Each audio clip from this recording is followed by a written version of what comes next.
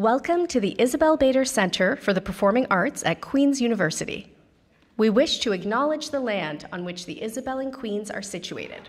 For thousands of years, it has been the traditional land of the Haudenosaunee and the Anishinaabe. Today, this meeting place is still the home to many Indigenous peoples from across Turtle Island. We are grateful to have the opportunity to live, work, and create on this land. Please take a moment to identify the emergency exits nearest to you. The use of any photography or recording devices is strictly prohibited out of respect for the performers. Thank you, and enjoy the performance.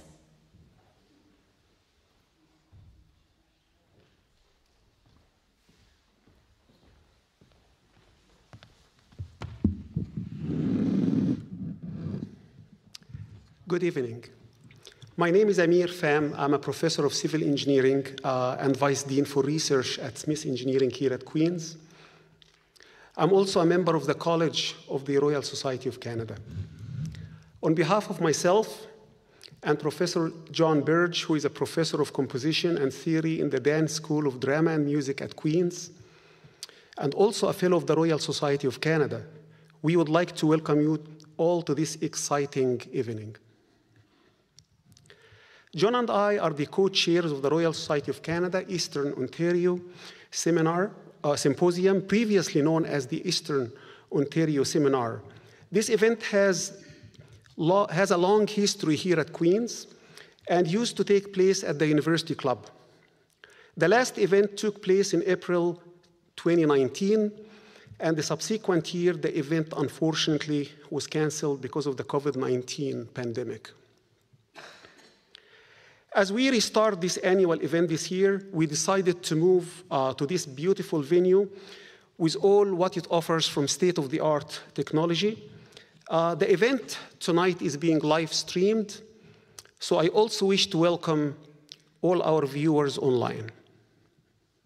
I wish to extend our sincere gratitude to the Royal Society of Canada, the Office of the Vice Principal Research at Queen's University, the Isabel Bader Center for the Performing Arts, along with its staff, as well as to former Principal Daniel Wolf, for supporting and sponsoring this event in a variety of ways. Thank you to all very much.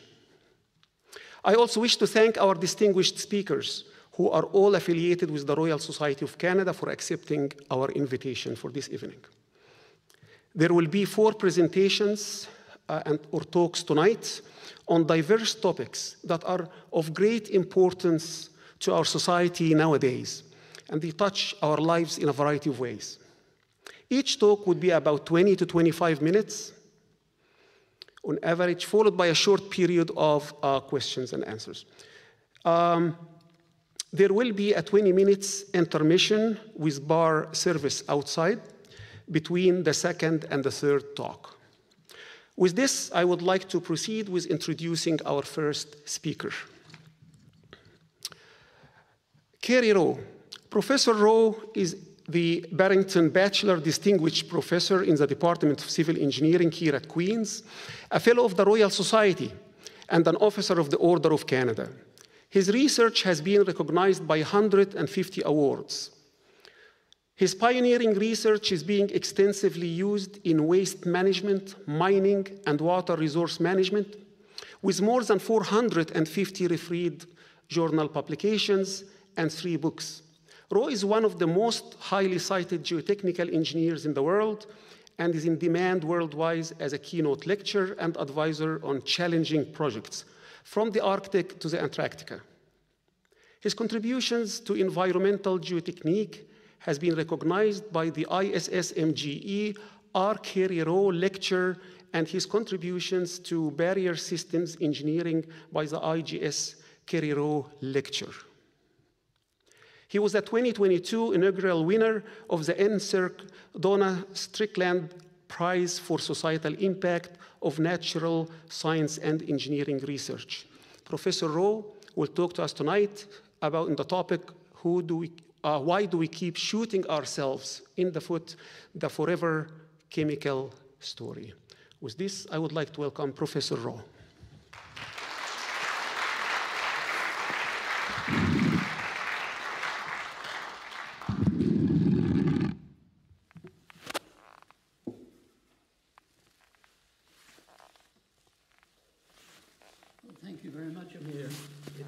pleasure to be here, and I want to talk and tell a story about forever chemicals. There are in fact two stories I could tell. The first is historical, but I'll leave you to see the movie. The second is about where we are today and what PFOA and PFAS are doing to you. And we're going to contemplate the age-old conundrum. How do you get the toothpaste back into the tube?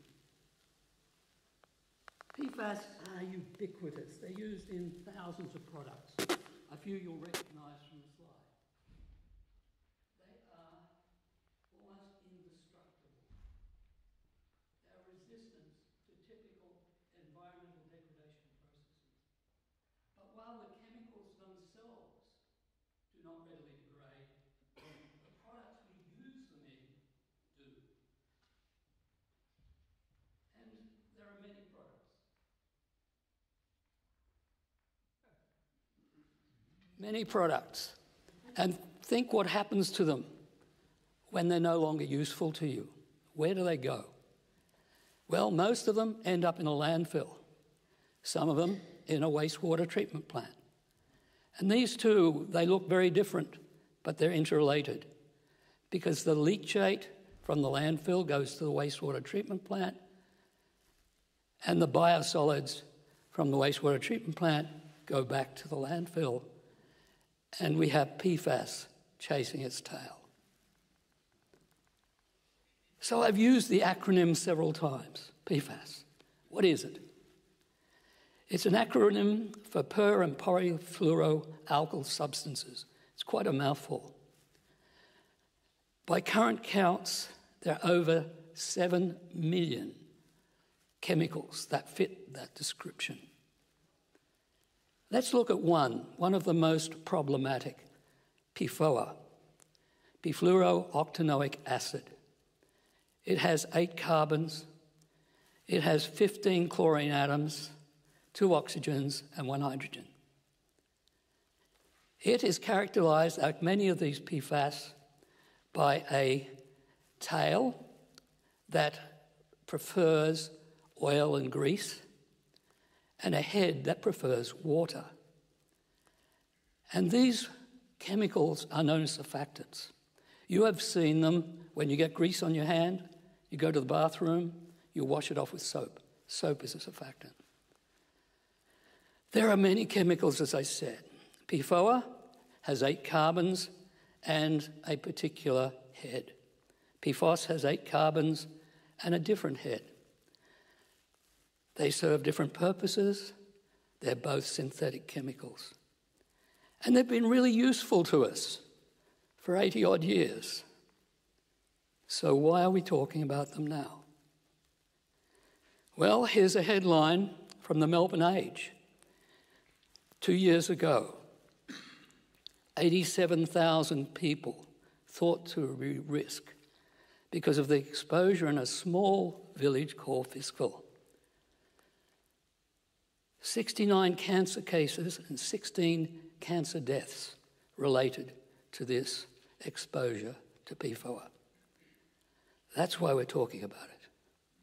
Why am I talking about it? A civil engineer talking about chemicals. That goes back to 2017, when the Victorian EPA asked me to review a proposal for a landfill for highly PFAS-contaminated soil. I reviewed the design and came to one conclusion. It was based on wishful thinking, not facts. Now, that's not so much the fault of the designers, because there were very few facts and many, many questions. If we're going to design something to protect surface water and groundwater, we must be able to assess the likely impact before we even build it to know whether it's going to be successful. But at that time, there was no way of doing that. The final paragraph of my report said little's known about the potential for diffusion of PFAS through the geomembranes, or how PFAS will affect the surface life how long they last. Both questions could and should be resolved by research. So for the last 7 years, we've been researching this question, and I'll give you some results today. But perhaps the most significant one is that the first landfill cell, designed for long-term containment of PFAS, has now been designed based on engineering science and not wishful thinking, and will be constructed next summer. About 1 year ago, the Environment and Health Ministries published a joint report on human biomonitoring, and its findings are rather sobering. 3 particular PFAS compounds were found in virtually all Canadians. Another couple in 50% of the population. Children as young as 3. There were certain groups with extremely elevated levels, and 25% of you sitting in the audience statistically are likely to have PFAS levels of various PFAS chemicals above safe limits. That's why we're talking about it. And what damage can it do? I'm not going to read this list, but you can scan it and see that PFOA has very clearly demonstrated serious health effects. So what is happening? And a lot is happening around now. Back in April, the Biden-Harris administration produced enforceable limits on certain PFAS. In particular, PFOS and PFOA, limited to 4 nanograms per litre. That is a really small number, really small number. And 4 others have limits. Just 1 month ago, Health Canada issued its new objectives. You add up the concentration of 25 compounds listed here, and the sum should be less than 30 nanograms per litre. Now, it's hard to imagine what those numbers mean out of context. So let's look at context. This is data collected by Environment Canada on old dumps closed over the period 1920 to 1963. And on the left-hand axis, we have PFAS concentration in nanograms per litre. And remember, the limits are 30 for Canada, 4 for PFOA and for PFOS in the US. Look at the scale. You can see around about 1956, we're at those limits. By 1961, we're over 5,000. By 1963, we're up to 12,000 nanograms per litre. Those are huge numbers compared to where we've got to get to. So let's fast forward to 1990. A landfill was built. It was closed in 2010, and that's number 1, and it's up around 8,000. Number 2 was closed in 2020, about 18,000, and number 3 is still open.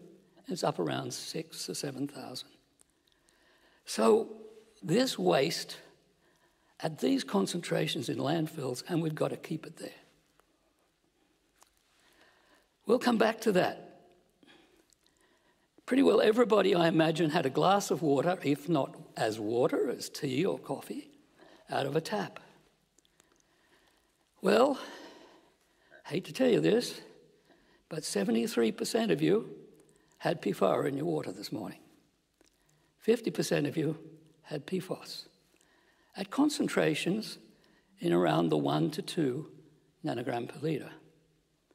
Now let's put that again in context. We'll look at the proportion of each of those contaminants in the leachate and apply the Canadian, as of a month ago, criteria. And the limit on PFOA is 4 nanograms per litre. Quite coincidentally, the same as the US, and the same for PFOS. In Ontario, we're a little luckier, in a sense.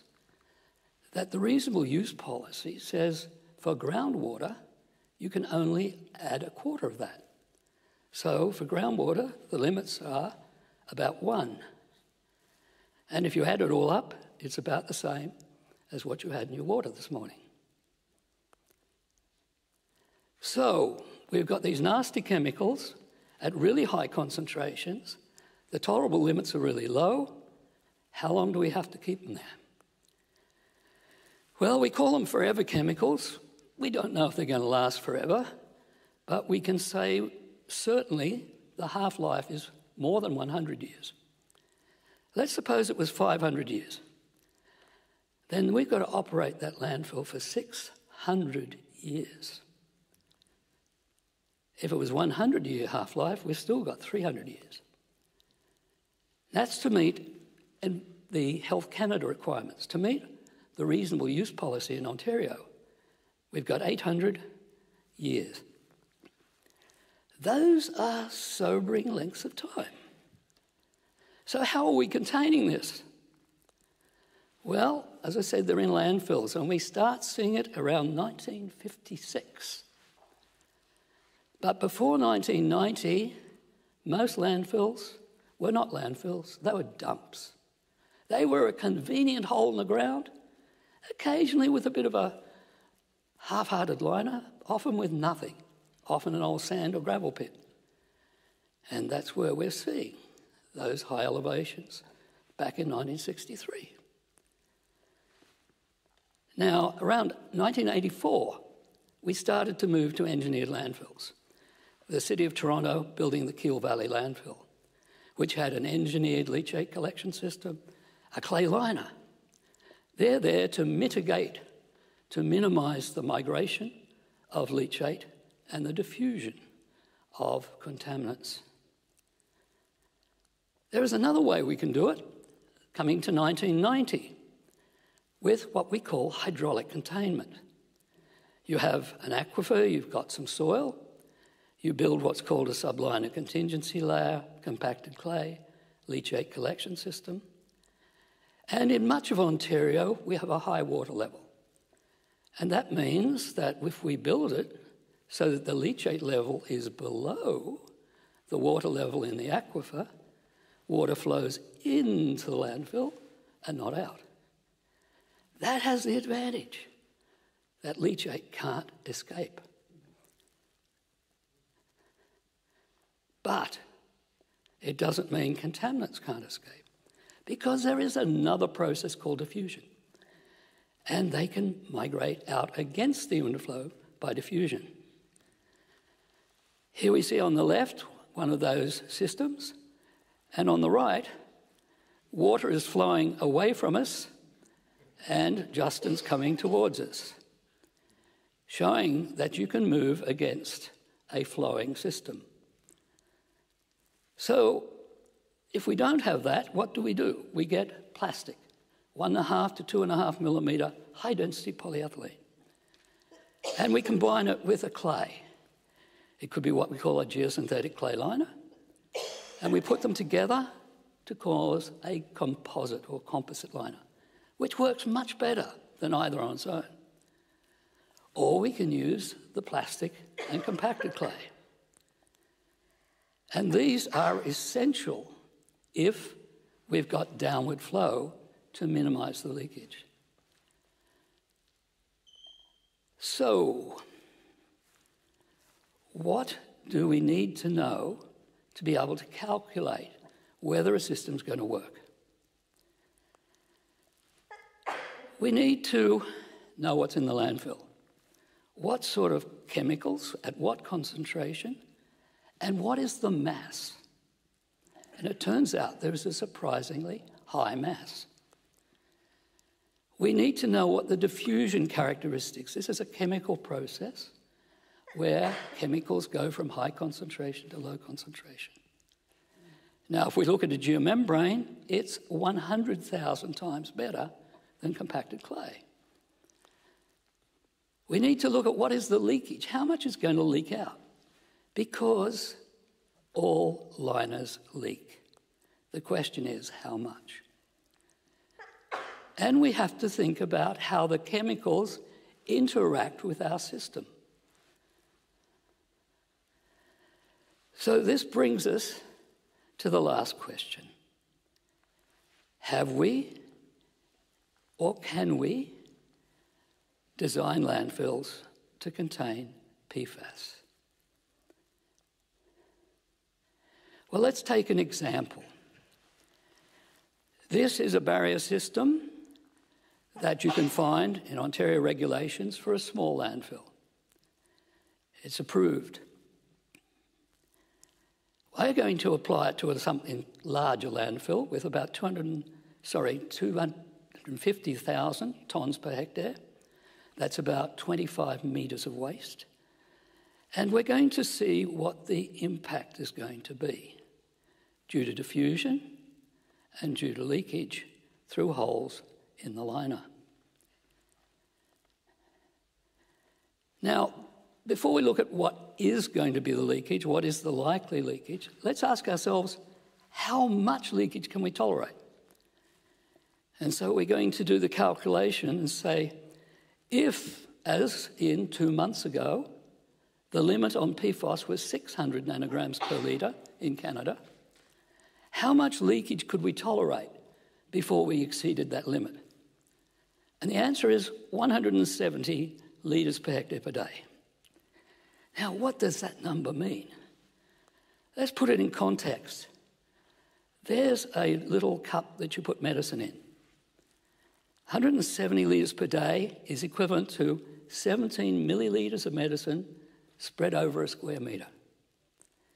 It's not that much fluid, but it's enough to reach that limit. Now, a month ago, life became much more tricky because that dropped from 170 to 15 litres per hectare per day, which is just a tiny little bit at the bottom of our medicine cup. Now you're starting to see the challenges. Australia's limited to 25, Europe to about 35. These are very small, very challenging numbers. And the US, practically zero. And it's only in the last 15 months we could even do these calculations. So that's how much we are limited to. If we install that system I showed you, which is a common system throughout the world, what's the probability we could reach 15 litres per hectare per day? And the answer is less than 10%. There is over 90% probability we cannot reach it. We'll be above it.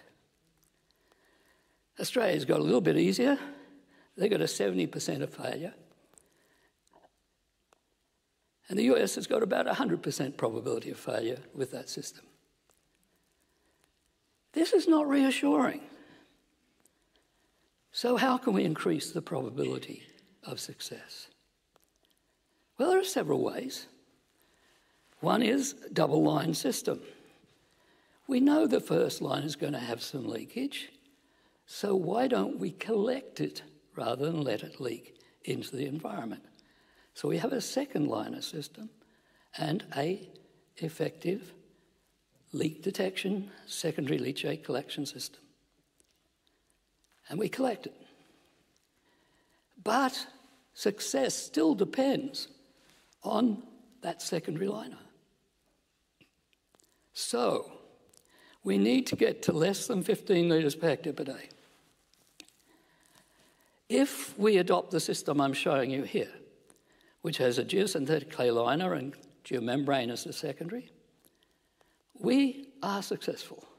We get down to 10.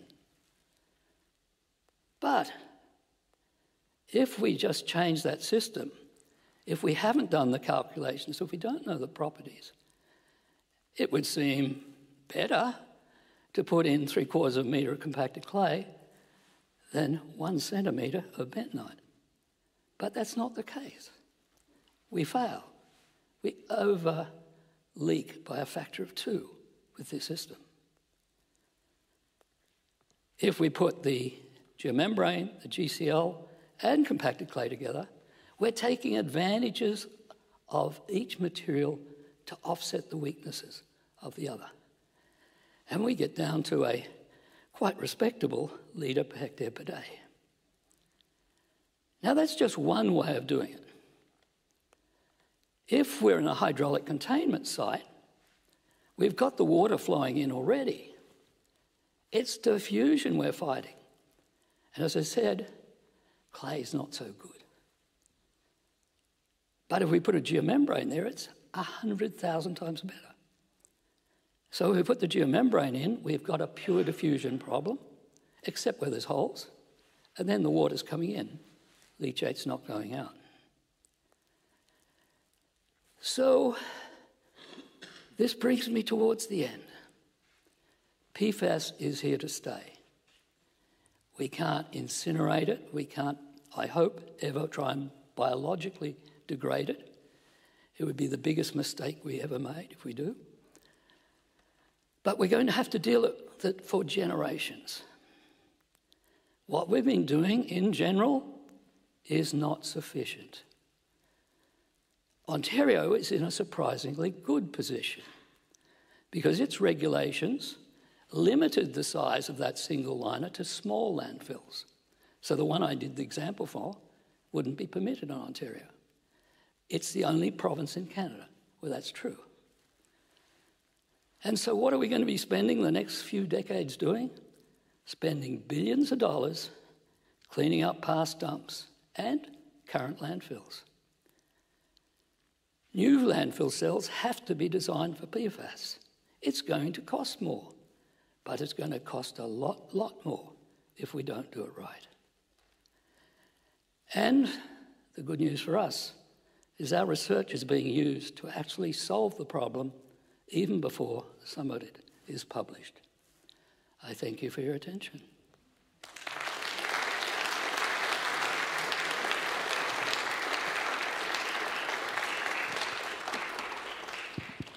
Thank you very much, Kerry. An eye-opener indeed. We now have a few minutes for questions. I would like to point out that we do have 2 mics on the aisles on the 2 sides, so please feel free to move forward to the mic for questions.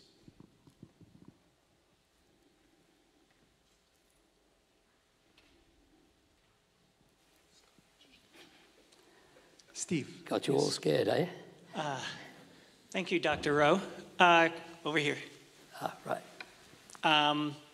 You have a plastic liner in the model, and that's great, but as you state, you're looking at numbers like 500 and 700 years.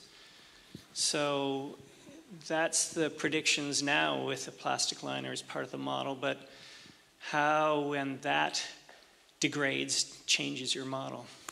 Great question. I had a whole section of the talk on that, which I cut out to get to my minutes. But it is a really important topic that we've been researching now for over 30 years. And it depends on the plastic itself. They're not all the same. There's a huge difference in the plastic and its chemical compatibility with the leachate. We have looked at municipal leachate without PFAS and with PFAS. And the PFAS speeds things up because it's a surfactant. We need to look at the temperature of the facility. And some landfills in the US are running at 70 or 80 degrees. There's no way the line is going to survive long enough at those temperatures. In Ontario, we typically are down below about 40 degrees, 35 to 40, for a period of time, and then it cools down, with that temperature being controlled by the bacteria. For those cases, depending on the product, it could be decades to millennia. So some of these products look like they will last for millennia. Can you guarantee that? No, but all the data suggests it, and we know the predictions for the ones who don't last that long are correct. So it's going to be really important that people buy the right geomembranes, which is not the cheapest one on the market, because you pay what you get what you pay for. The other thing that's absolutely critical is construction. You can have the best design in the world, but if they put too many holes in it, it's going to leak like a sieve. You need to have full-time, well-qualified people on site all the time. Because in construction, you get what you inspect, not what you expect. And it's really critical in these applications, which means we have to change the way we're doing things. Not just in design, but in construction practice. Great question. Yeah, and maybe I have a question. Can you use activated carbon to bind the PFAS? I'm sorry? Activated carbons. Taking it out of a glass of water, you're talking about a glass of water, you put it through a Brita filter. Yeah. Does that take it out? And could you use activated carbons or something to bind these compounds when you're recycling the water from the landfill? To some extent, yes, but not to a sufficient extent. People have actually produced, I showed you the GCL, they're actually putting activated carbon in there for the whole purpose that you've mentioned. And they do their calculations, and they tell you how wonderful it is based on a laboratory test. And then you think about, what did they just assume? They assumed the fluid is going down uniformly. That's not how it works. The holes represent less than 0.2% of the area. So all of that leakage is going through a very small area, and very quickly, in about 70 days, you exceed the buffering capacity. It's a solution being sold, but again, people are not thinking of the unintended consequences. Great talk. I was just wondering, it may be a completely different topic of research, but you mentioned that PFAS could not be incinerated. So would it not potentially be a more cost-effective solution to look into burning garbage rather than sending it to a landfill? And then having filters in place, I guess, to filter out the PFAS from entering the atmosphere? Yes, you can burn it. You then have to think about what's going out the stack, because some of them are volatile. And if it goes into the ground, you've got 20 or 30 years to do something about it. If it goes out the stack, you've got about 5 minutes. Second, what you're doing is you're concentrating it. And now you have a more hazardous waste. You have a smaller volume, but your mass loading's just gone up hugely. And so now the level of facility you need just went up another order of magnitude. So incineration's not really the solution, I don't think. Then the side products, the other risks, I think are higher. Thank you. Okay, we'll take one more. Yes, thank you. So this is a question from a social scientist perspective. It's not going to be about the science, but I was wondering, when you were showing the projections for success, assuming that governments are taking the right, adopting the right policies and implementation practices follow, but I was thinking, so these are large territories. So you're talking about the US and Canada and Australia and Europe, which of course has all kinds of member states. So how do you deal with that? Because I imagine that these are actual facilities in very different localities, very different, people managing them. So are those, how should I think about it? Is it the same problem in China and India and elsewhere in the world? Is that the question? So how do you calculate that? Is it averages? So how should I imagine what works in Europe, which goes from Scandinavia down to, right? So different countries and so. Yeah. Okay, so there are two elements to that. One is, how do you calculate what the impact would be? That's more straightforward. Where your question really comes into play is, what's the probability of reaching a certain level? Because that is dependent on workmanship. Right. And so it's highly dependent on the level of quality assurance and the knowledge of the people doing it. Mm-hmm. And so the data that I use is North American data. Mm-hmm. You might argue you'd have a better chance in Germany and a poorer chance in many other parts of the world. And so that probability will be a function. It's applicable to Canada, US, Australia, parts of Europe, but not all of Europe. It's not applicable to China, it's not applicable to India, or most of the other parts of the world. Thank you very much. Please join me in thanking KERRY for a spectacular talk. Thank you very much, KERRY.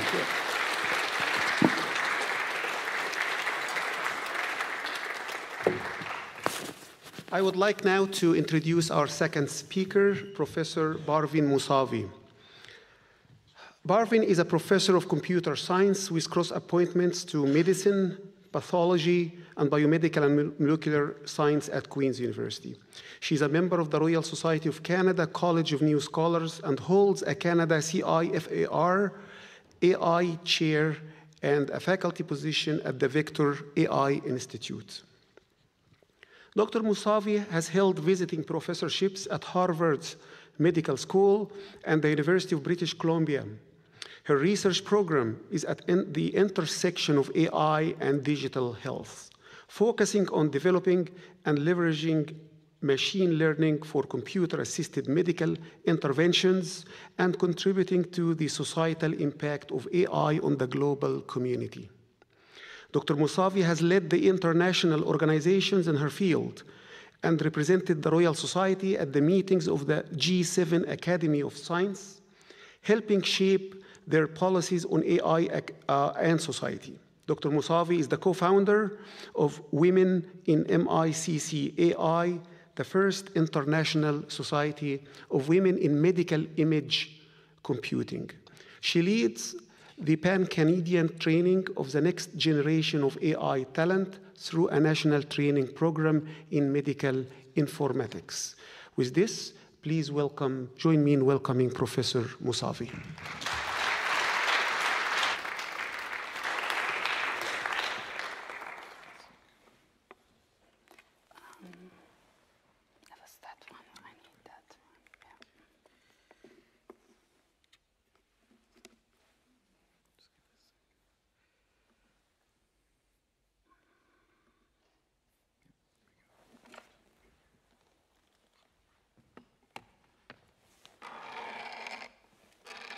Thank you.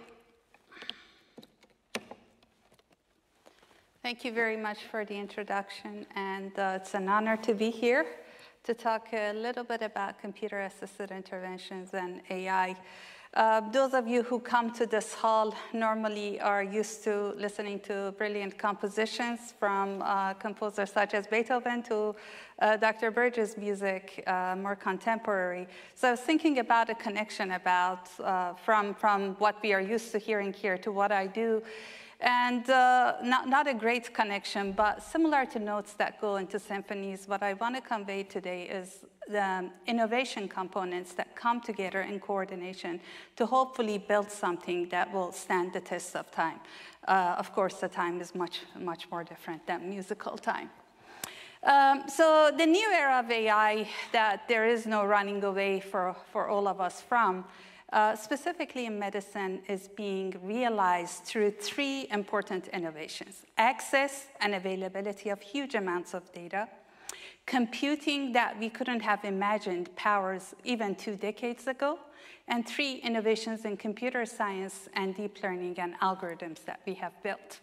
All of these have come together to give us human-like learning models that we can converse with now through GPT that many of you have tried online, and making the possibilities of going after challenges such as some of the climate and environmental challenges, changing medicine for the better, or doing the opposite, making more equity in health, or trying to make a few people in the world more rich.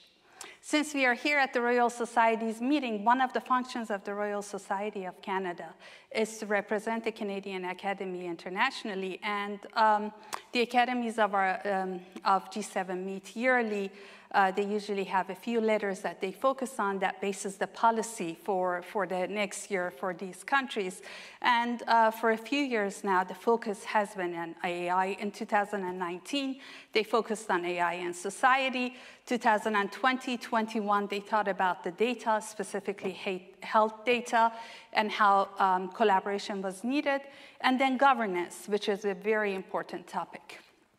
Again, if you're listening to news, this past week has been the UN General Assembly, and despite everything that is going on in the world on various topics, AI actually made it to the speech, the opening speech of the UN Secretary. It's not surprising, he's an electrical engineer by training, but the role of AI, digital technologies, and specifically governance mechanisms for AI is actually part of a large resolution at discussion. So globally, we are discussing this. Specifically for health, you can imagine AI's role in medicine in many facets, really. Simply speaking, we don't need slides. I guess I can just keep talking. Simply speaking, you can imagine that AI will do the automatic tasks really easily for you. Information gathering, taking notes while you're speaking, so really giving you maybe more face time with the physician. The 15 minutes that you have, they won't be busy looking at their computer typing, but rather having a conversation with you.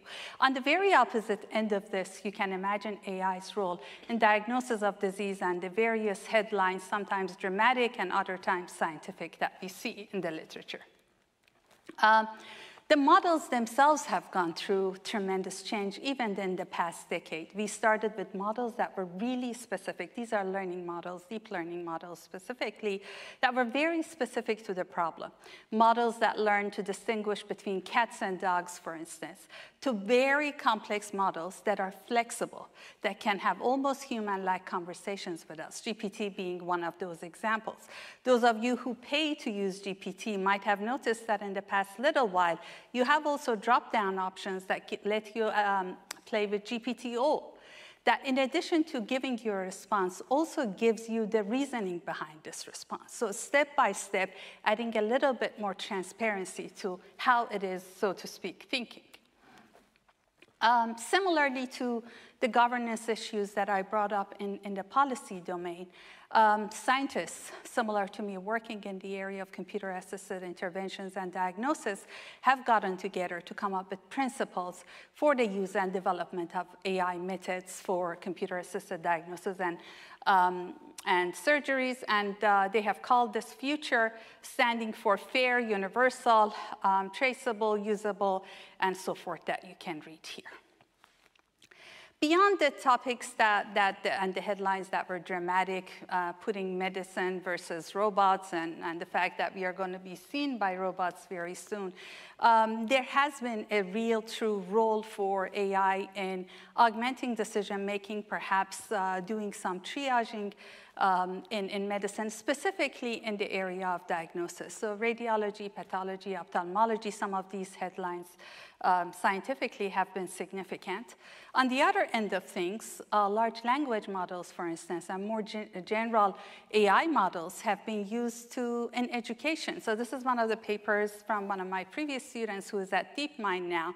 And within a span of 2 years, their model went from being able to answer the US medical licensing examination questions, less than half of them, to over 90% of it.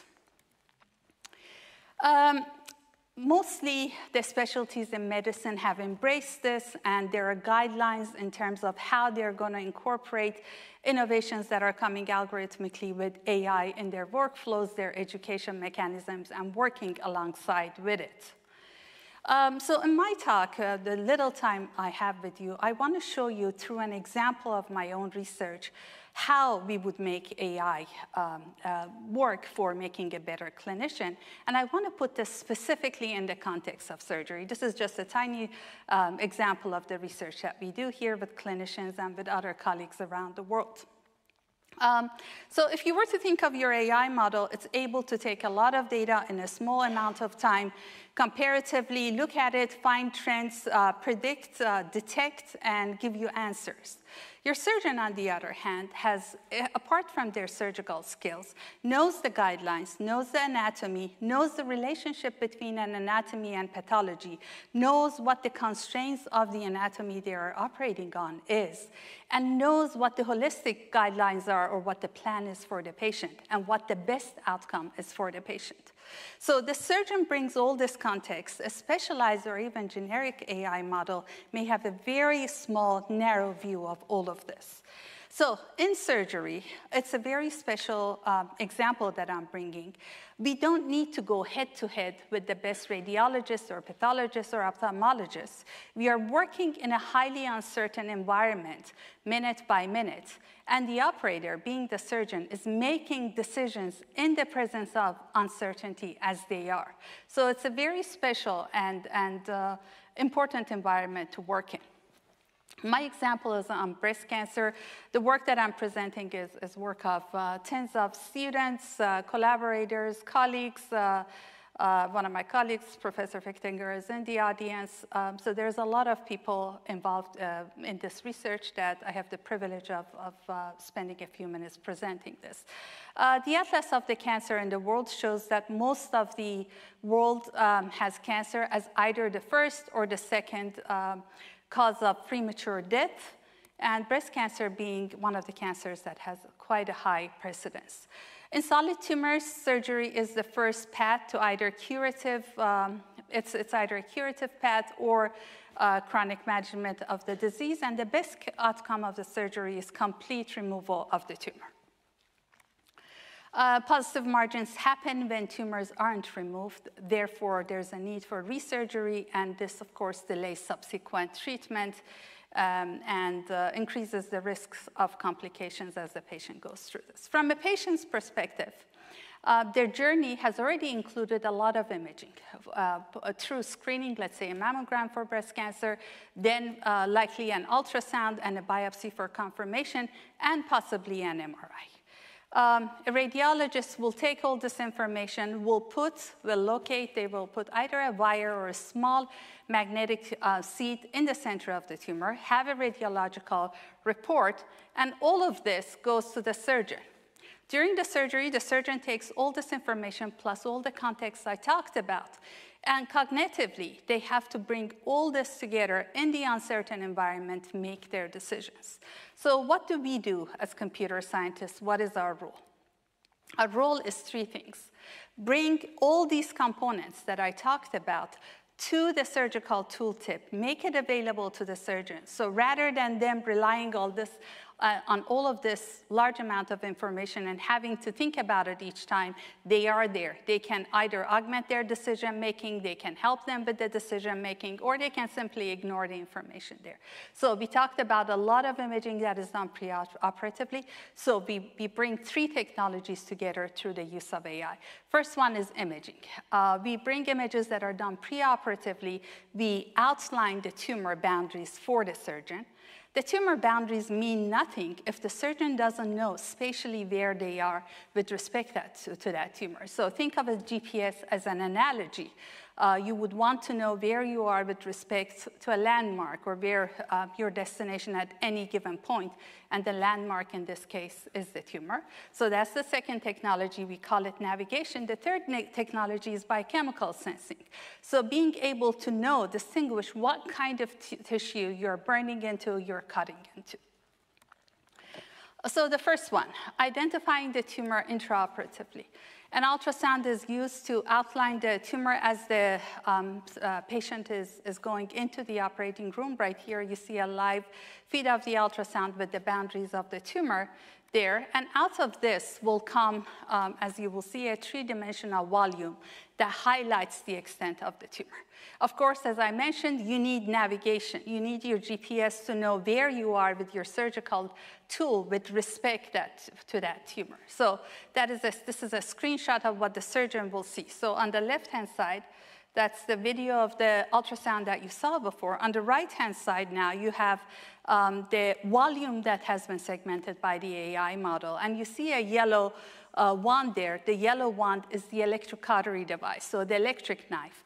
and you have at any given moment the position of the electric knife with respect to the tumor to the surgeon. If you noticed, as the wand was moving, the blue volume was changing red. So as the surgeon gets too close to the tumor, the color changes to give them a warning that they're very close to the tumor. Sometimes they will ignore it because they're anatomically restricted. Other times they will stay away. So that's augmenting what they are seeing there and their decision making. Third technology was biochemical sensing. Biochemical sensing is done through mass spectrometry. This particular device is called an eye knife. And really what is important is that as a result of incineration that's happening with the electric knife, you have information-rich smoke that is generated as a product of surgery. So what a mass spectrometer does is suction the smoke at the tip of the surgical tool and takes it, ionizes it, and we are able to have concentrations of biomolecules measured. The relative distribution of these and how much they are showing themselves in different tissue types is a potential source of distinguishing. So our AI models will take this information from the mass spectrometer, use it to distinguish between different tissue types, skin tissue, fat tissue, breast tumors, and other benign tissue. So in addition to using these three technologies, what are we predicting? We brought them together. We don't want to just say you're in cancer, you're in benign tissue. Again, as I mentioned, surgery is a highly uncertain environment. So what we want to have are those principles of future that I mentioned earlier on. We want a model that is explainable. We want a model that is trustable. So we want to answer questions that are deeper than just what kind of tissue. How certain are our models in their predictions? 2, which molecules, if we are certain, which source of information did we use for our predictions? If we use the biomolecules, which biomolecules? So some sort of transparency.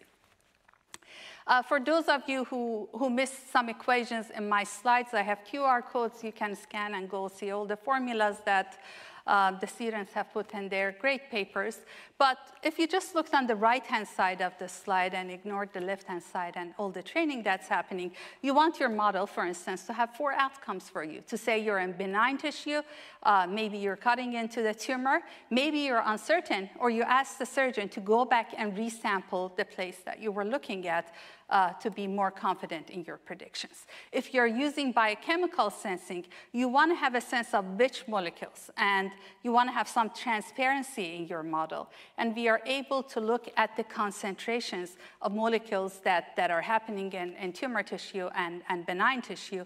And what basic scientists and molecular biologists in our collaborators group can do with this information is to take this and verify this in the lab, in cell lines, so under controlled conditions, to see that what we are finding is you can actually replicate it.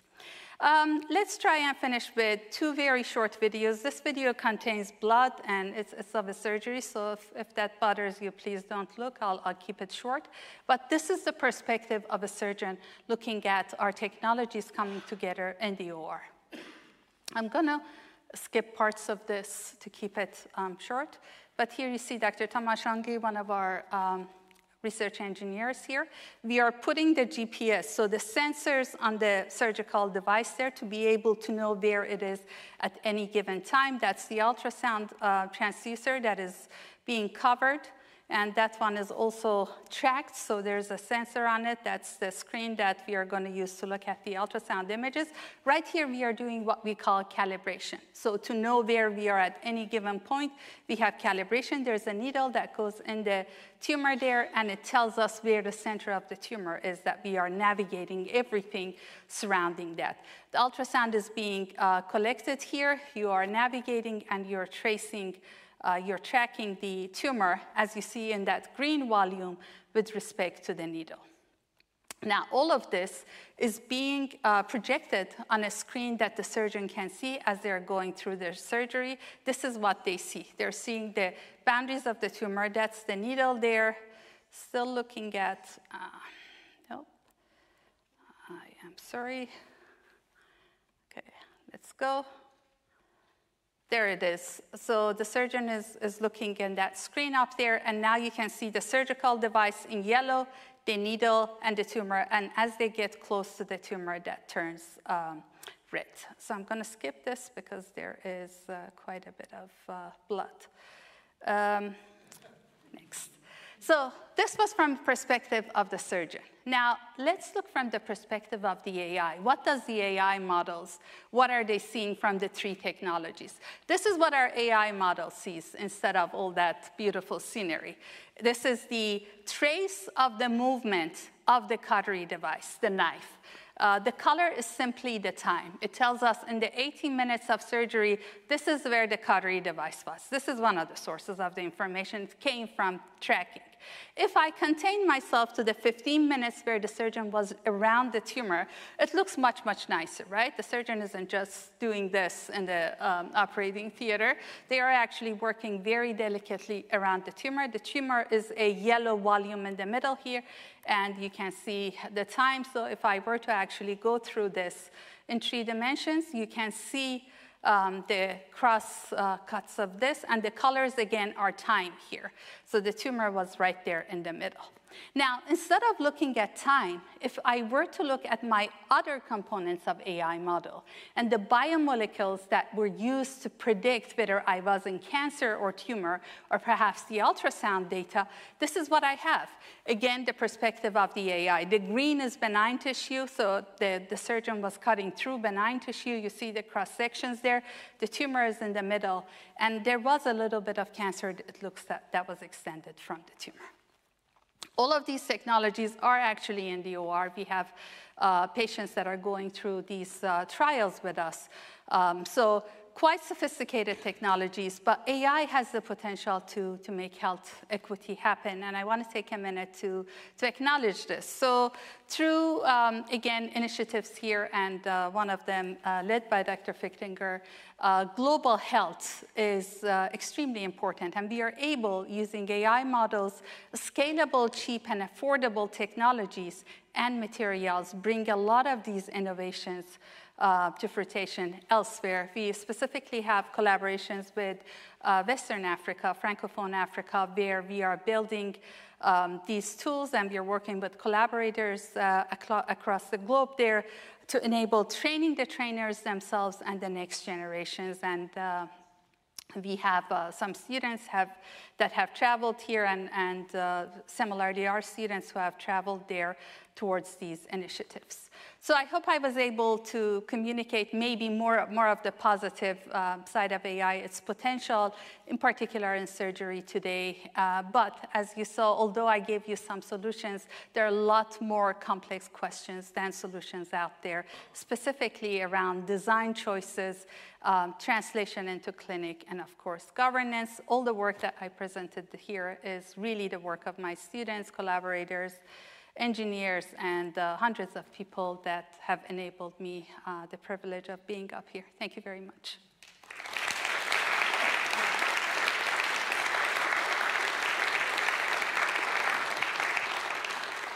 Thank you very much, Dr. Mousavi. Truly cutting edge. It is cutting edge, yes. Okay, I'm sure there will be a number of questions. Go ahead.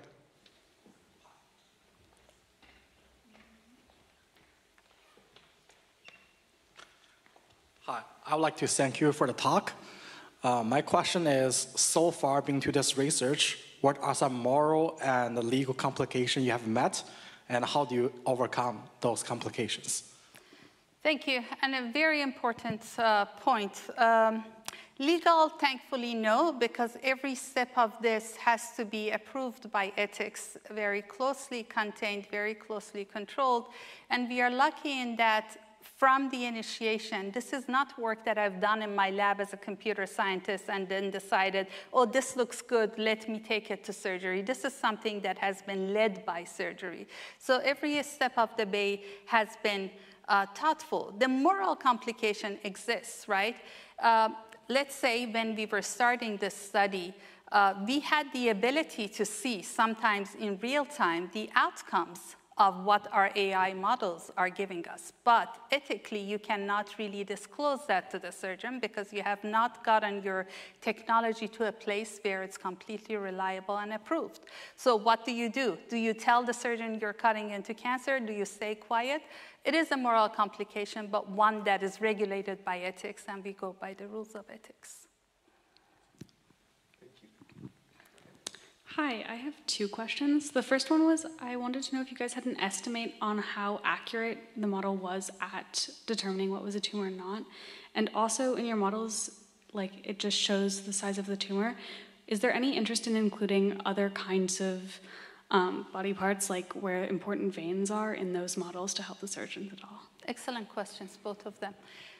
So the accuracies of our models, it's a very good point, as I pointed out. So there are multiple sources of information here. There's information from imaging, there's information from biosensing, there's information from navigation. Each of these sources could have errors, and compounding could even have further errors in terms of where your tumor is, specifically for this application. What is happening is you're not trying to precisely excise that tumor volume. What you're trying to do is to ensure that you don't get too close to it. So you have a lot of flexibility in some parts of the anatomy. I'm not a physician, but from my understanding, in some parts of the anatomy, you have a lot of flexibility in terms of resection. So the error margins can be larger, whereas some parts of the anatomy, there is nothing. There's just bone. So your error margins have to be smaller. So what we do is, in addition to prediction, we have other metrics, our certainties, the probabilities, the ranges of error. So error is not one number, it has a range. So yes, all the models, individual models have this. Your second question was, do you want to show, in addition to this, other important information? And that's a brilliant point, that it is true that you could overlay anatomy. It depends to the context of the surgery. This is soft tissue surgery. Breast is a fatty tissue, so as soon as you make a skin incision, it is very liquidy, so everything falls apart. So it is very challenging to overlay other soft tissue anatomy over that, so you rely on the surgeon. However, there is other pathology. So this was just the center tumor that I showed you, and you saw in one of our surgeries, we were showing red areas outside of that. So there could be other pathologies, so precancerous cells that are showing some signatures biochemically of cancer but aren't there. So it would be important, yes, to go beyond just showing the boundary of tumor, and in other surgeries where you don't have so much deformation of the tissue, it would be valuable to overlay the anatomy, maybe even a CT or other modalities that you had information from right on there. Thank you very much. Wow, this is really exciting stuff, very impressive. I'm having a little bit of a worry, though, in the back of my mind, though. With so many people going on ChatGPT to make their cats wear clothes, I'm wondering about the overload with all of the AI things that are going on at the same time. Is that anything that concerns you? When you were talking about working in Africa, about it being a low-cost thing, it's not really low cost because you have to fund all the computer systems that are running the AI. Is that something that you think about at all? Okay, that's a very thoughtful question. So let me answer the question specifically about our project in Africa, and this is Senegal and Mauritania, not the entire continent, of course. So when I'm talking about affordable, scalable technologies, I'm talking about devices that are handheld. Ultrasound devices that are literally just a tiny transducer that run on your phone or a tablet device that you have. Of course, there is a cost to building these AI models. There's a cost to maintaining these models. But the hope is that once you have built the models, the cost of fine-tuning them to the specialized surgery you're doing, intervention you're doing, is a marginally small cost compared to the initial cost that has gone into this. So that is that. The other devices, so this is interventions. We are not talking about diagnosis. This is going in, trying to put a needle where it should be, for instance, outside of surgery, guiding a needle to the right anatomy, let's say, for draining liquid from from somewhere that liquid shouldn't be there. For all of this, the additional cost of having the ultrasound device, maybe a small 3D printed other accessories, is a much smaller part of it. The bigger part of the cost is the human resource part of the cost. So training of the resources, not only to run this, but to maintain these systems, building an economy around it that makes it profitable to actually build technology, sustain it, run it in that space, that is a much larger cost compared to the hardware for that particular project. I was thinking more about the cost of the net, the cost of the internet supply of AI, like they're building all these places to run that because they're running out of computer space to do that? Yes, that is a very good question, and that is a question that it doesn't matter really where you are in the world, unfortunately. It's a question that we have to deal with, that how are we going to deal with the cost, space, and the environmental outcomes of the needs that we have for the AI models. So that is a valid concern, and yeah, thank you. Okay, is there one more? Probably not. I think it's a good time now to call for a break, but before we do that, please join me in thanking Professor MOUSAVI.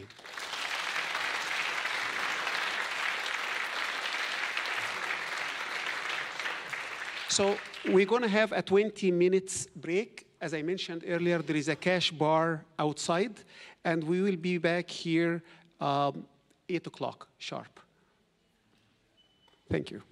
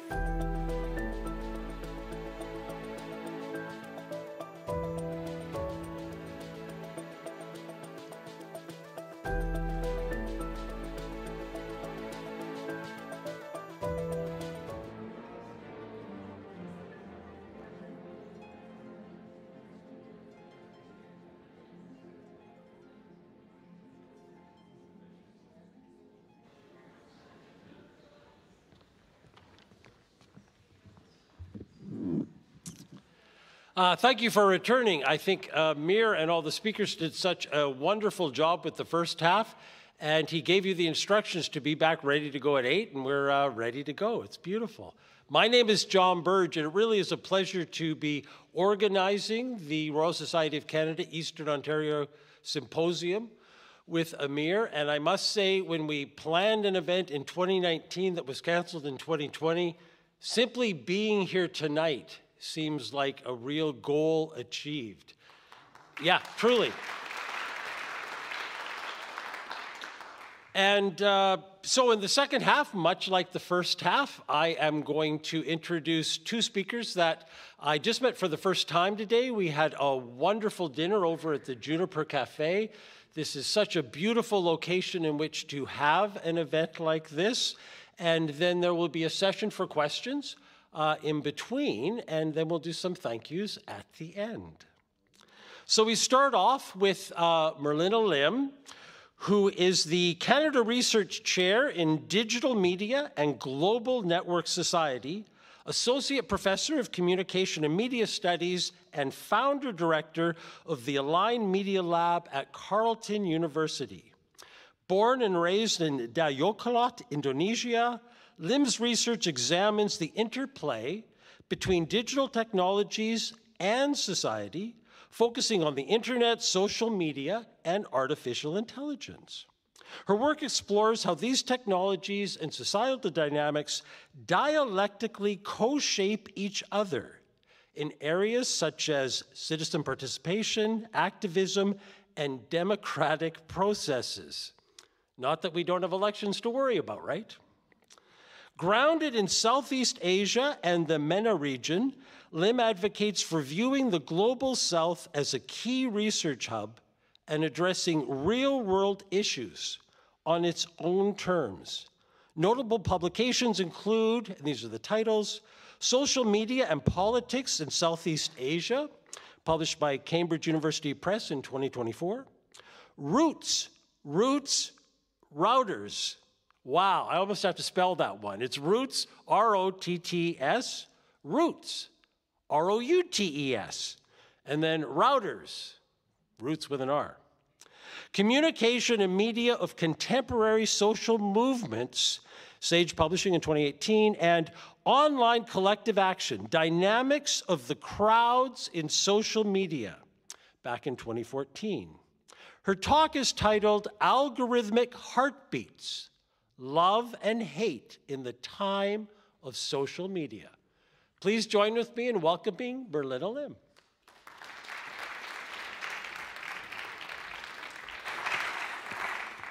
Thank you for the introduction. It's my honor to be here. I extend my gratitude to the Royal Society of Canada, Queen's Vice Principal Research Portfolio, and Professors John Burke and Amir Pham for the invitation. And of course, thank you all for being here today.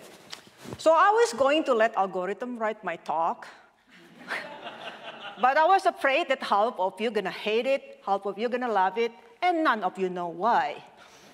So where should we start with social media algorithms? Our honeymoon phase with them is long over.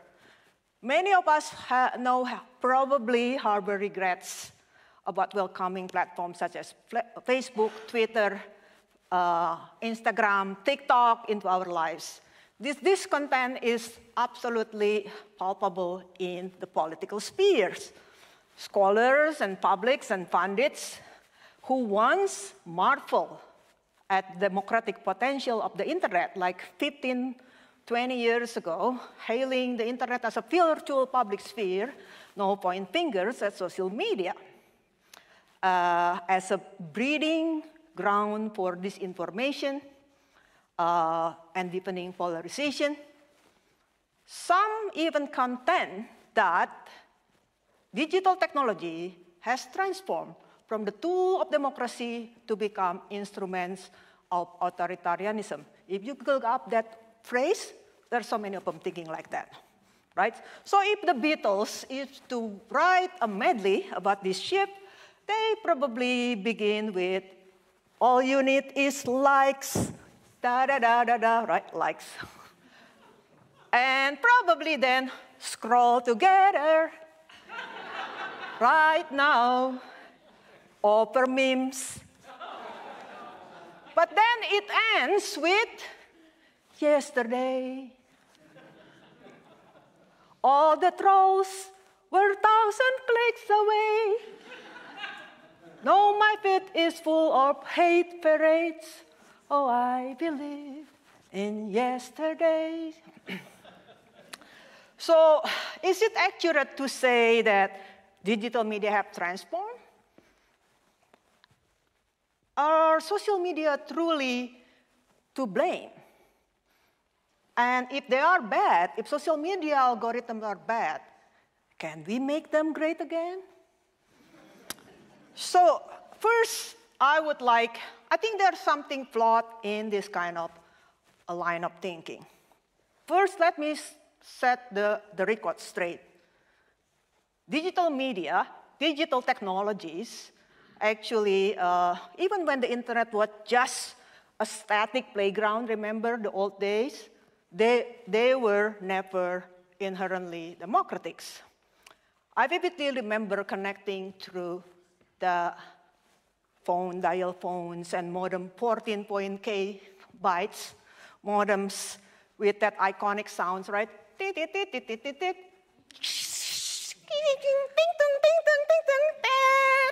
Right? But, you know, even then, right, the user base indeed was smaller, and the content was sparser, but even then, the internet was not a level playing field. Digital technologies, digital networks were not egalitarian and are not egalitarians. They are resemble what Barabasi called free-scale networks, which actually follow power law distribution. This means that when new connections emerge or form, they tend to link up with the already popular nodes. So think of it as a rich get richer type of networks. So in this kind of networks, right, in the rich get richer kind of networks, it means that research actually show over time big players, big corporations, big actors, super users dominate over time. They dominate digital media even more, making it nearly impossible for smaller players to actually compete. In 2024, social media networks are more unequal than ever, even if compared to just 5 years ago. And with powerful entities, my research in Southeast Asia showed that authoritarian regimes and actors who couldn't control the internet back 22 years ago, now they can. They actually solidifying their influence precisely because they have influence to begin with, and over time they become more dominant. So second, even from the beginning, actually it's not true. It was all happy, right? I think we were just have this bias. There is scholarly bias about looking at the more democratic usage of technology. My research in Indonesia, for example, show even from the beginning, digital and social media have been harnessed by progressive and regressive politics. Civil and uncivil groups, they have seized the platform for their interests. So instead, simply debating whether social media democratizes or autocratizes, I think we should really focus on the inherent nature of the platform themselves. Let's face it, let's be honest.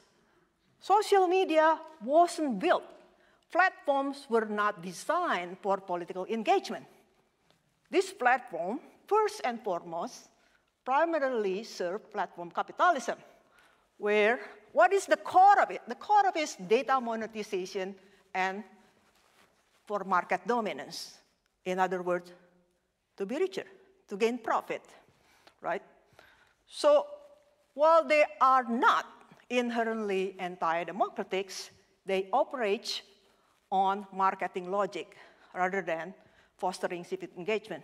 So influencing political dynamic through a commercial lens. So in this regard, social media landscape reflects what I call algorithmic marketing culture. This is a kind of culture where there is interaction between algorithmic function, social media algorithmic function, and marketing strategies dictate content circulation, visibility, and popularity. At its core is about branding, where success relies heavily on emotional resonance of content with the audience.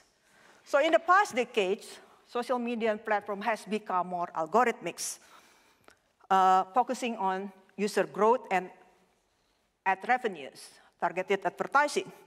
This algorithm constantly updated, use machine learning and sorting typology. Sorting typology is very important to study user behavior and prioritize content.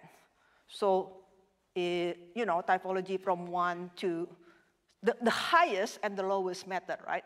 So if you are like, if I want to divide you into those who like pink and blue, those who really like pink and blue matters. Those who kind of like it or not, it don't matter, right? Because to make advertising effective is to simplify your taste. And to simplify your taste is to really care about how to understand people who love and hate, right? And that's probably good for selling, but that is not good for democracy. So by leveraging emotional reaction like likes and shares, they promote content that boosts engagement, leading to a bias toward superlative content, emotionally charged force. This reflects what is called economic emotion.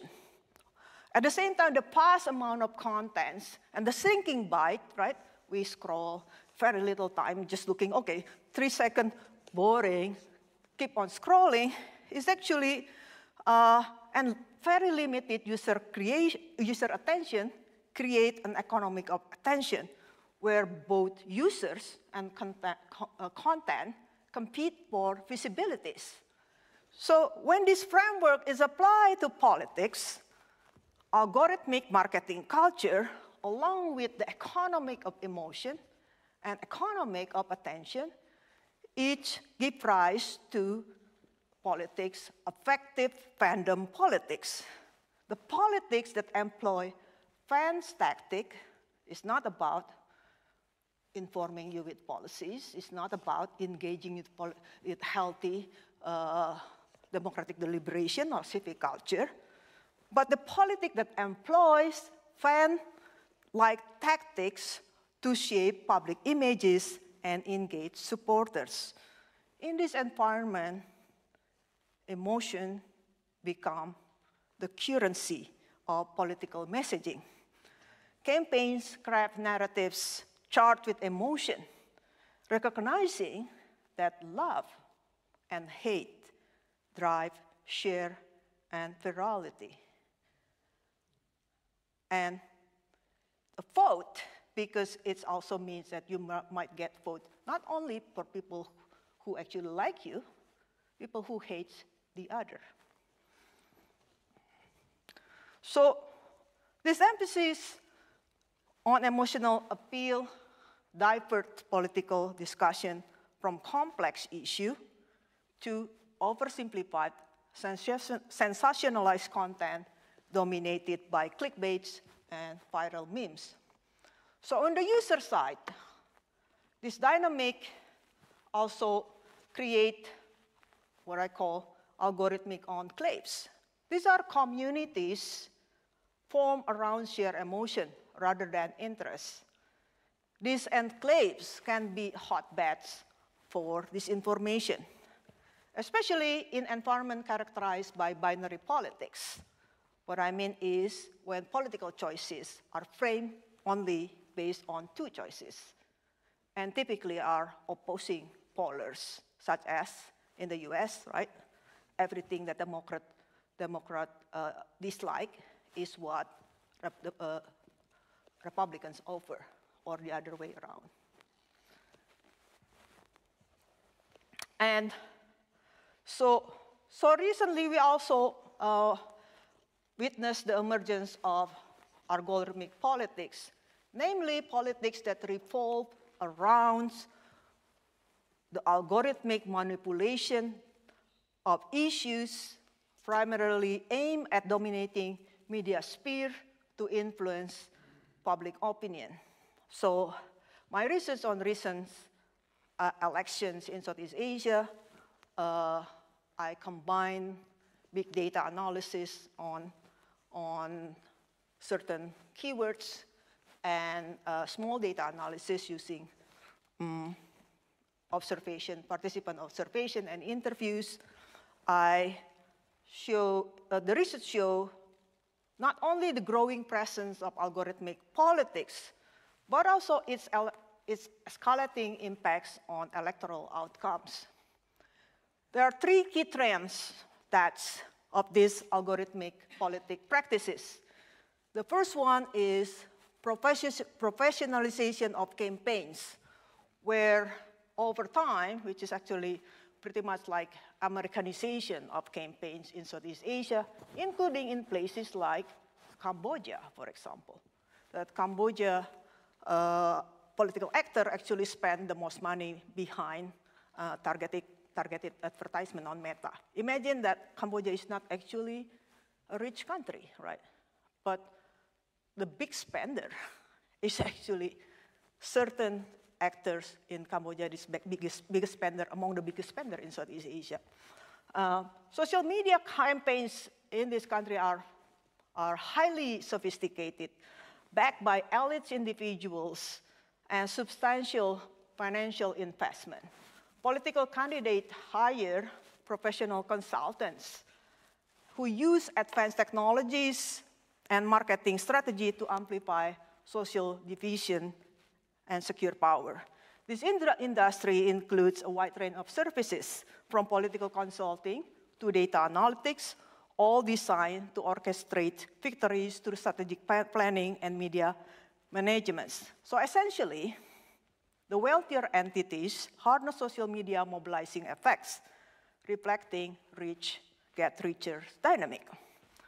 The second one is the manipulation of public discourse to curated campaign networks. The campaign increasingly utilize both voluntary, so grassroots, and paid networks. It's not just bots, right?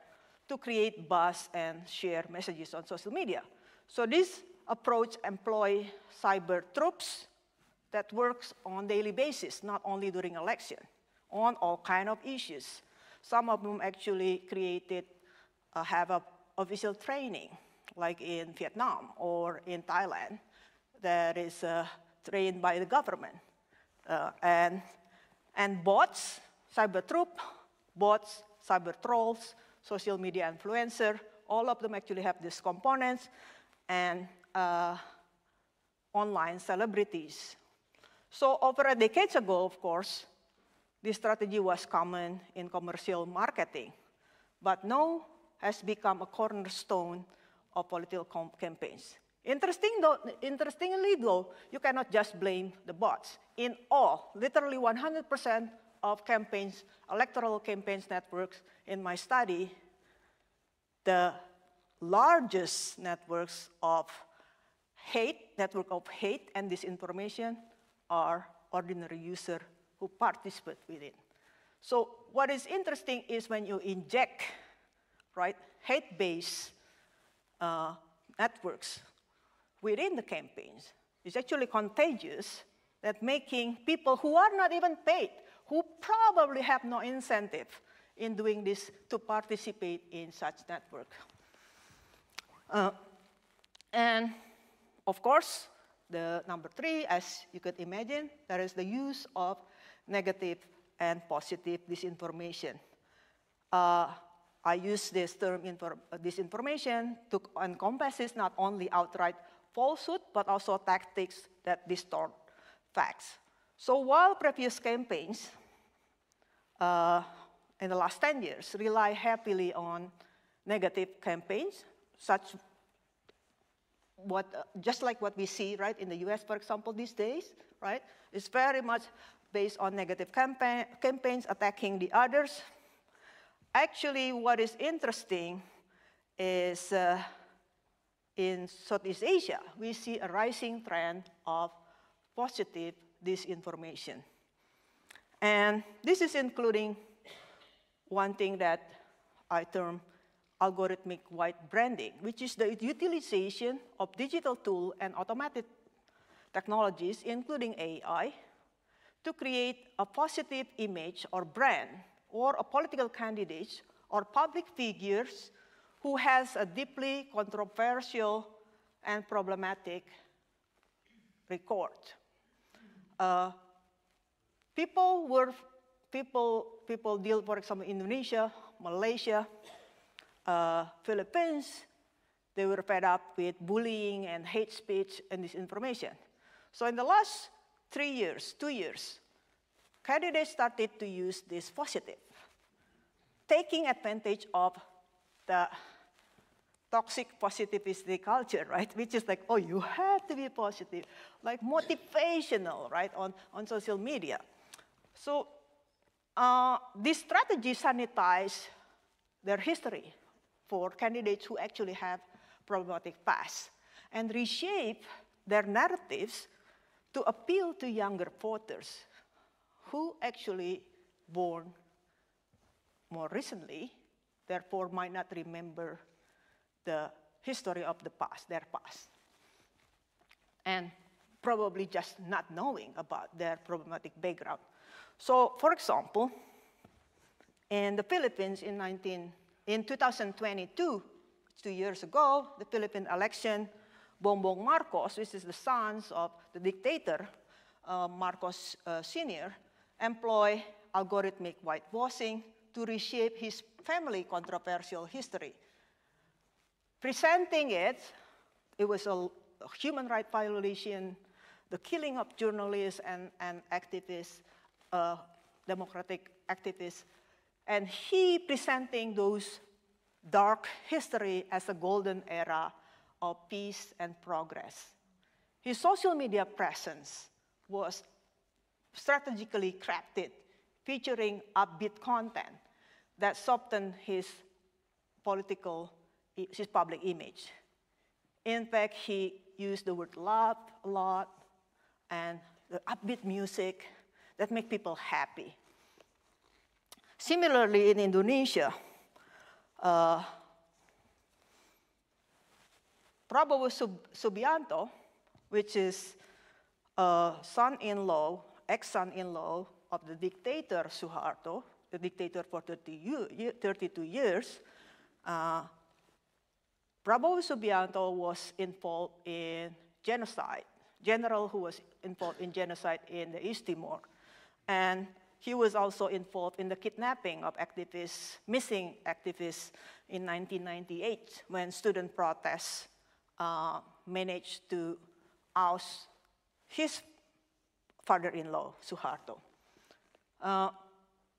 So Prabowo Subianto, he didn't even have to do his historical revisionism he rebranded himself with this cute, cuddly grandpa. And then he's doing this shuffle dance, right? And then dancing and running, little, like, so cute. And he has his cat also has an Instagram account and campaign with campaign material that are so playful, shared notably on Facebook, notably on TikToks. So this approach helped distance him from his violent past as a former military general, fostering a totally new persona, a more approachable. And we think that this wouldn't work, right? But it works. Both of them won. Both candidates lean into campaigns of positivity. It's not about hate, which attracted love from devoted followers, much like adoration between K-pop fans and their idols. The idols cannot do anything wrong.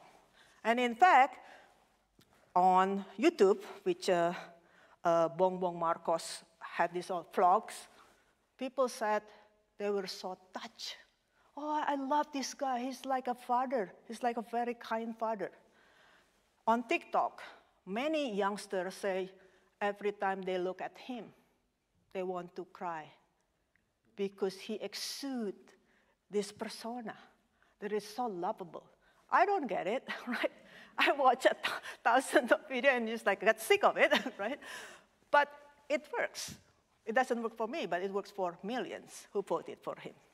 So in a sense, algorithmic politics are reshaping the way elections and public policies are fought. Employing sophisticated strategies that blend technology, marketing, and a deep understanding of public emotional landscape. Beyond electoral events, increasingly autocratizing regimes and illiberally inclined government have been leveraging algorithmic politics and the mobilization effects of social media to fortify their position while stifling dissent. So in this environment, social media platforms, the personal and the political become deeply intertwined. Social media algorithm blurs the line between our emotional lives and civic duties, transforming politics into a form of political marketing, emotional marketing, citizen into consumer and fans. Ultimately, economic of emotion and the economic of attention shape not just how we consume political content, not just how we communicate politically, but also how we feel about it, how we discuss it, and how we vote. Given this reality, social media platforms are not going away anytime soon. Algorithms continue to shape our political landscape while intensifying existing dynamic. While it may feel too late to change the status quo, but shouldn't we not demand transparency in the algorithmic processes that govern our online interaction? Might we consider advocating for algorithms that prioritize transparency and diversity of perspective? Shouldn't we call for platforms to disclose how they prioritize contents, ensuring that political advertising is clearly labeled? Can we not promote the visibility of marginalized voices in political discourse? Would implementing mechanism for user feedbacks on algorithmic contents not help align platforms more closely with democratic values? In a time when algorithmic influence is pervasive, could public algorithms that emphasize civic engagement and factual information be the key to fostering informed decision-making? while most likely we cannot pursue all the questions we say yes to, if you say yes to what I ask, I believe that collectively we need to harness our agency by engaging with this issue. Cannot we empower ourselves and work toward restoring trust in our democratic process? So if you like my talk, please share it, comment, and hit the like button. But if you hate it, please do the same, because algorithm doesn't care anyway. Thank you.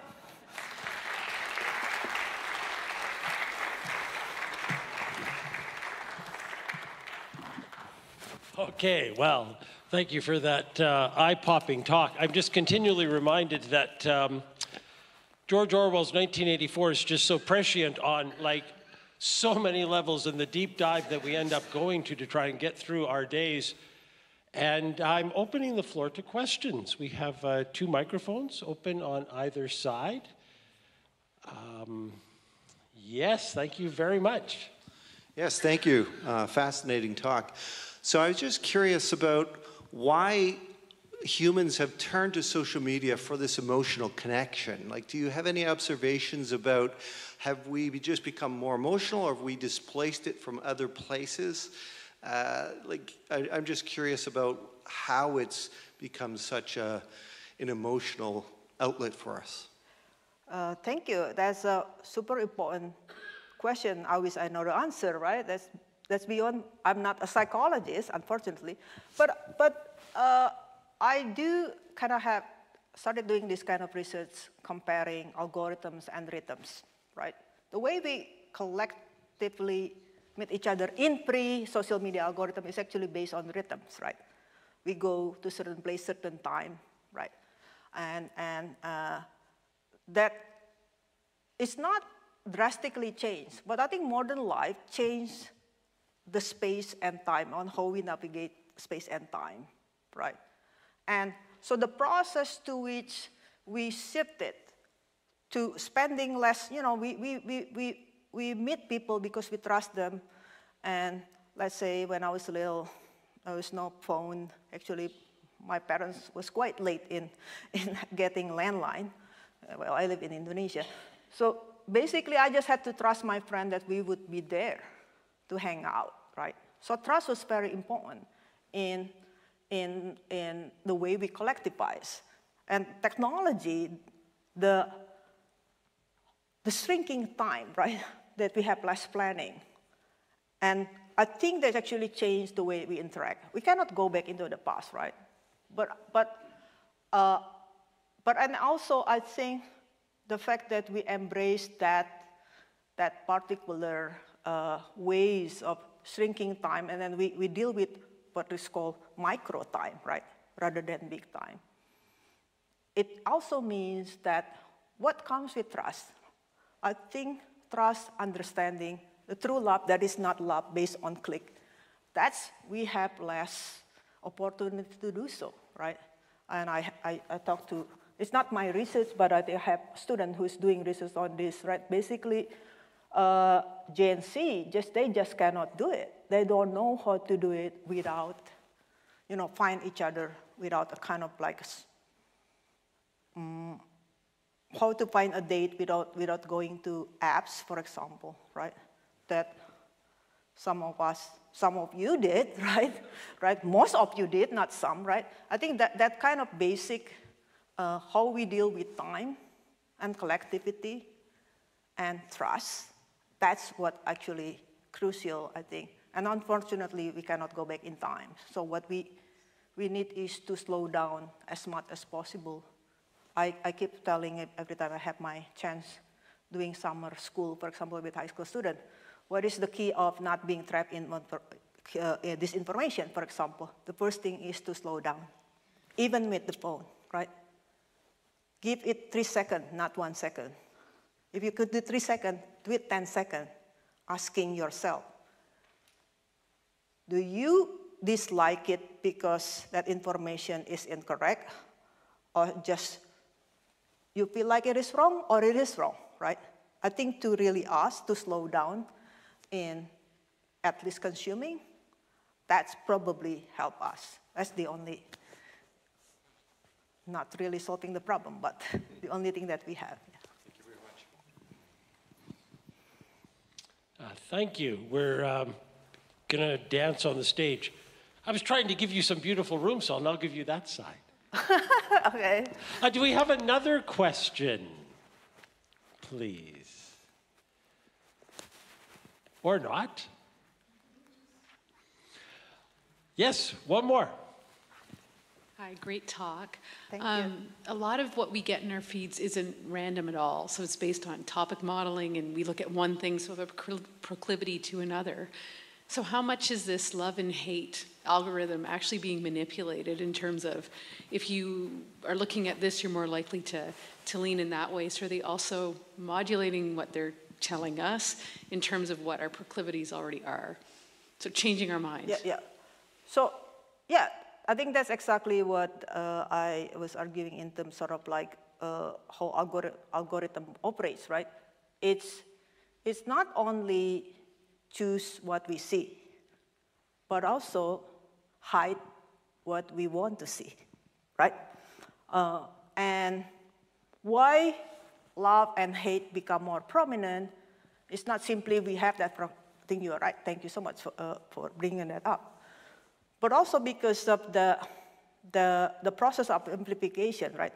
The combination about machine learning and sorting typology over time, basically, if you tend to go this way, you go like turning toward that in the more extreme way, because over time you're just being presented to something similar, right? Let's say from near to the right becoming very right, right?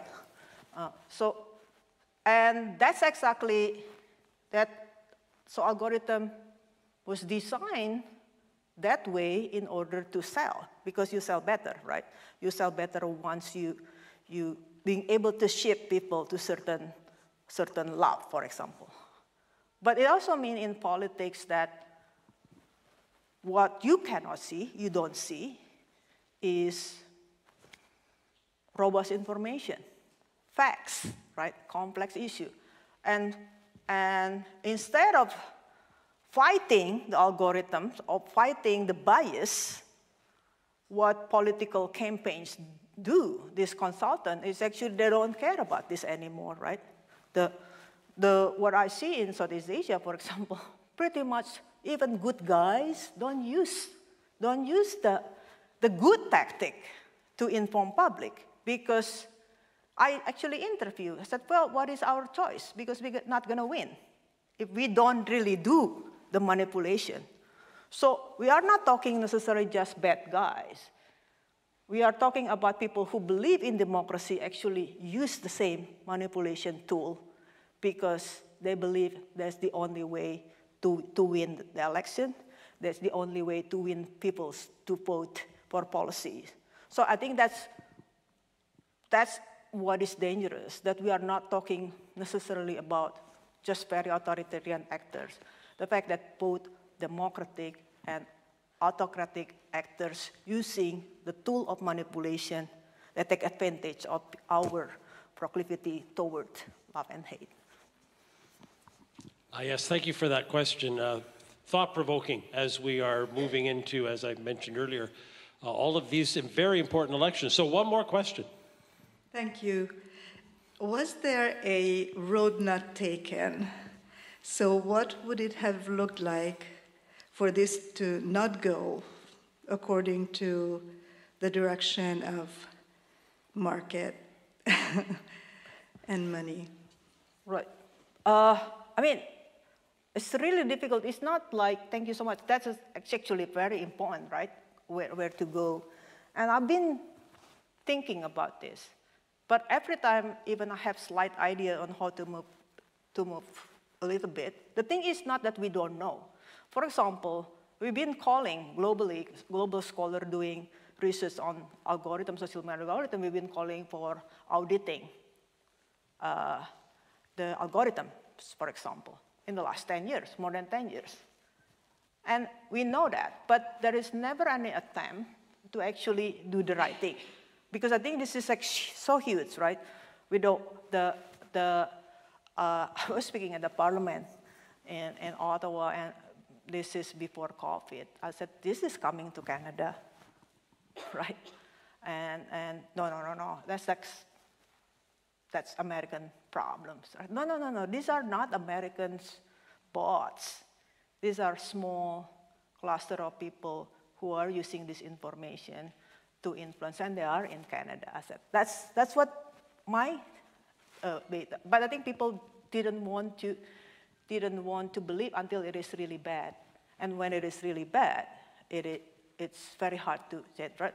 But I think, for example, simply labeling political advertising, for example, right? That's actually easy to do. That would change. If people know this is political advertising, simply knowing that's when you are not registered news media, right? It is a crime if you try to mimic, for example, right? We don't have that simple rule like that. There is no consequences to be part of that manipulation. So a lot of small things.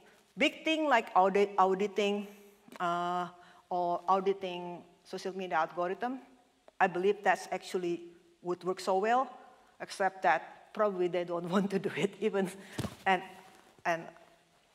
not only me, I think many people say that, right?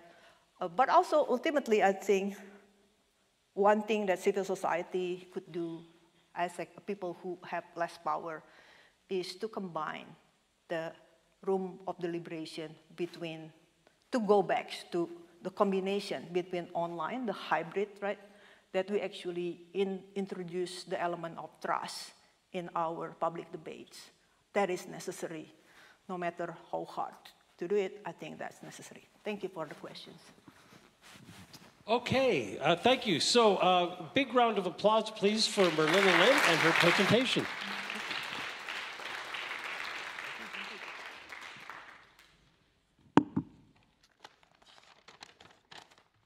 And so our fourth speaker tonight is Margaret Moore, who is a professor in the Political Studies Department at Queen's and a fellow of the Royal Society of Canada. She has been a distinguished and invited fellow at a number of other institutions, including New York University, Abu Dhabi, Newfield College, Oxford, RSS Fellow at the Australian National University, and the Olof Palme Professor at University of Stockholm. She's the author of 4 books, including her most recent 2015 book, A Political Theory of Territory, which will tie into her talk tonight, which was the recipient of a Best Book Prize by the Canadian Philosophical Association. And Dr. Moore's talk tonight is titled Territory and Self-Determination. Please join with me in welcoming her to the stage.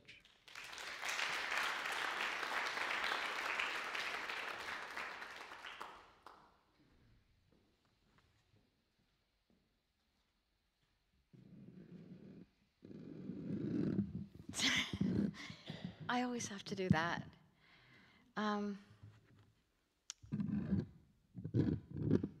Sorry.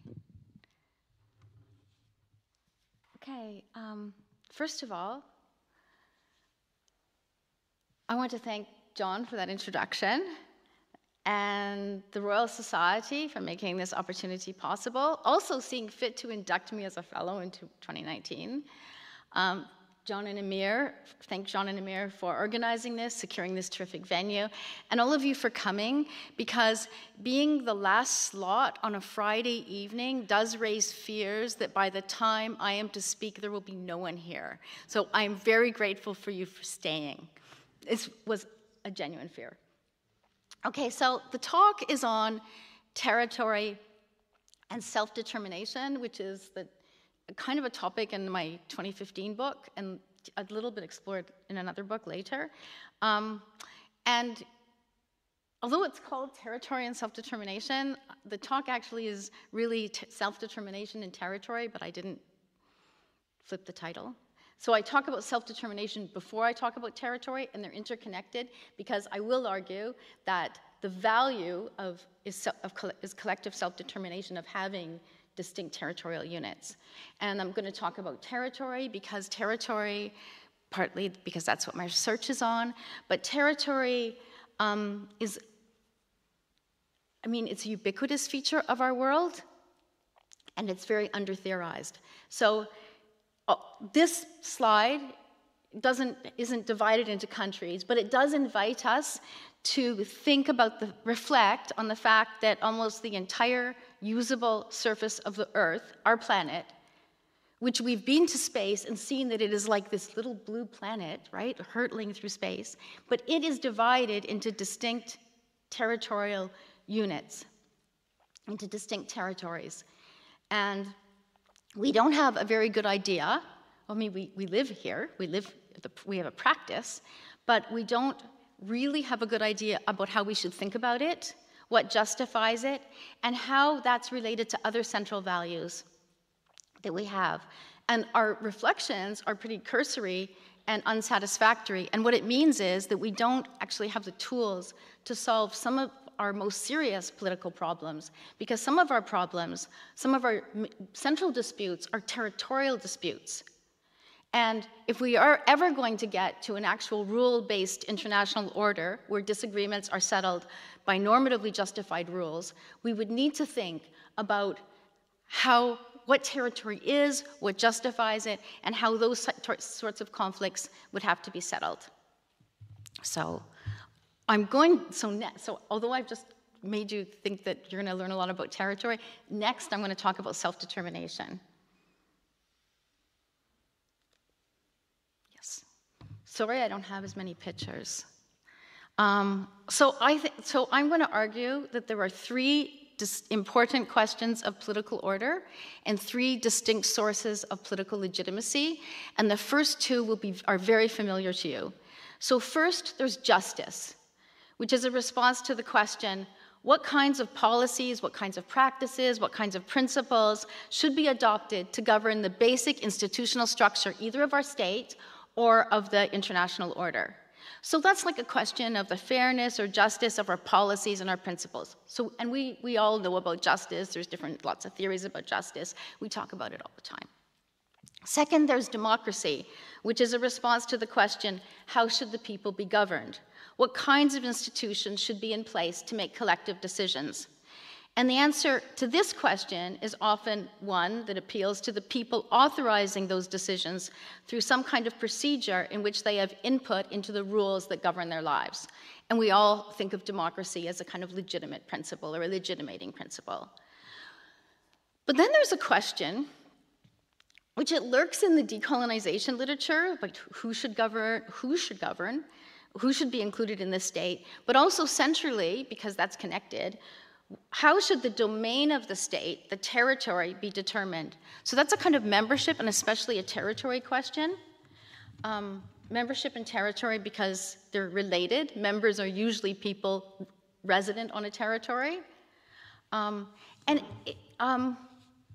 it's also really prior to the first two questions, because it tells us, the first two principles, because it tells us to whom justice applies and who are the people who should decide. So we talk a lot about those, but the territorial question isn't very well analyzed.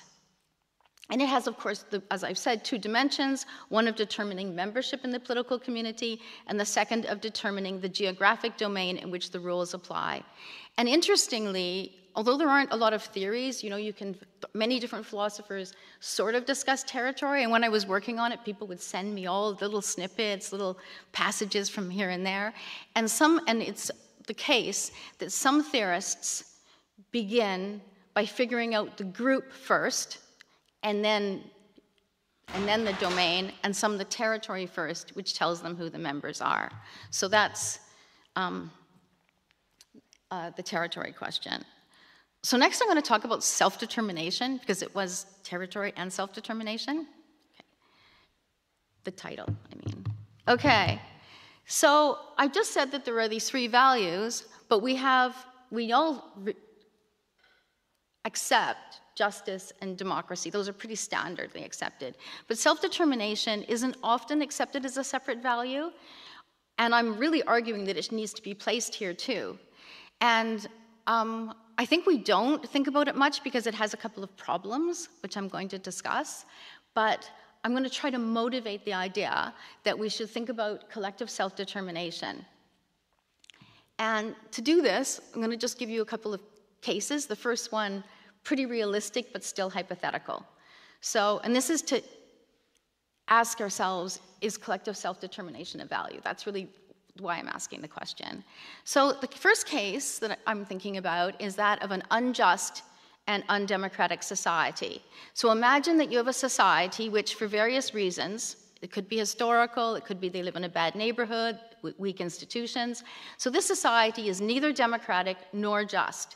So human rights aren't protected, people's civil and political rights are not respected, governments rule without being authorized in any way through any recognizable procedure by the people. So this hypothetical society is neither just nor democratic. That's our question. So now, would there be anything wrong or anything lost, those are kind of different questions, if another state comes along and says, well, these aren't legitimate societies, they're not just, they're not democratic, so why don't I come and extend my democratic system and my juster, more just, institutional structure, which guarantees rights and freedom, equality before the law, to people living in the less just and an undemocratic state. So imagine a neighboring country which is, ex hypothesi, more just and more democratic than its neighbor. Does it gain the territory of its neighbor on the grounds that this arrangement would be more just and that they will confer equal individual democratic rights on the people living there? Would something be lost in that case? I mean, I could use Algeria as an example, but I won't. So, and I want to argue that something would be lost, and that something is at the core of what we think of as a kind of decolonization or anti-imperialism argument. And that something isn't captured entirely by the ideals of democracy or justice. So that something has to be something like collective self-determination. That's my thought. And it doesn't mean that it would never be okay. It just means, would something be lost? So let me take another case. And just in case you didn't find that case very compelling. So I have another case. So I am, maybe by origin, a Canadian, and I went to a Canadian school, and we were taught in school when I was young, and I'm sure it was a somewhat biased curriculum, but when I was thinking about this talk, I never checked that this is still true, but I remember it. We were taught that for much of the 18th and 19th century, the United States thought that they had manifest destiny to be the country that ruled over the whole of North America, which of course meant that Canada, or the colonies that became Canada, would be incorporated into the United States. So now imagine that the United States is as committed to justice and democracy as Canada is, or as committed as the colonies of Upper and Lower Canada, which eventually became Canada. And imagine that the United States extended to all Canadians the right to vote. It is a right, to be sure, to vote in the United States political institutions, to have equal voting rights to elect members to the United States Senate or the House of Representatives, presumably also equal rights to have representatives in the Electoral College that picks the presidential candidates.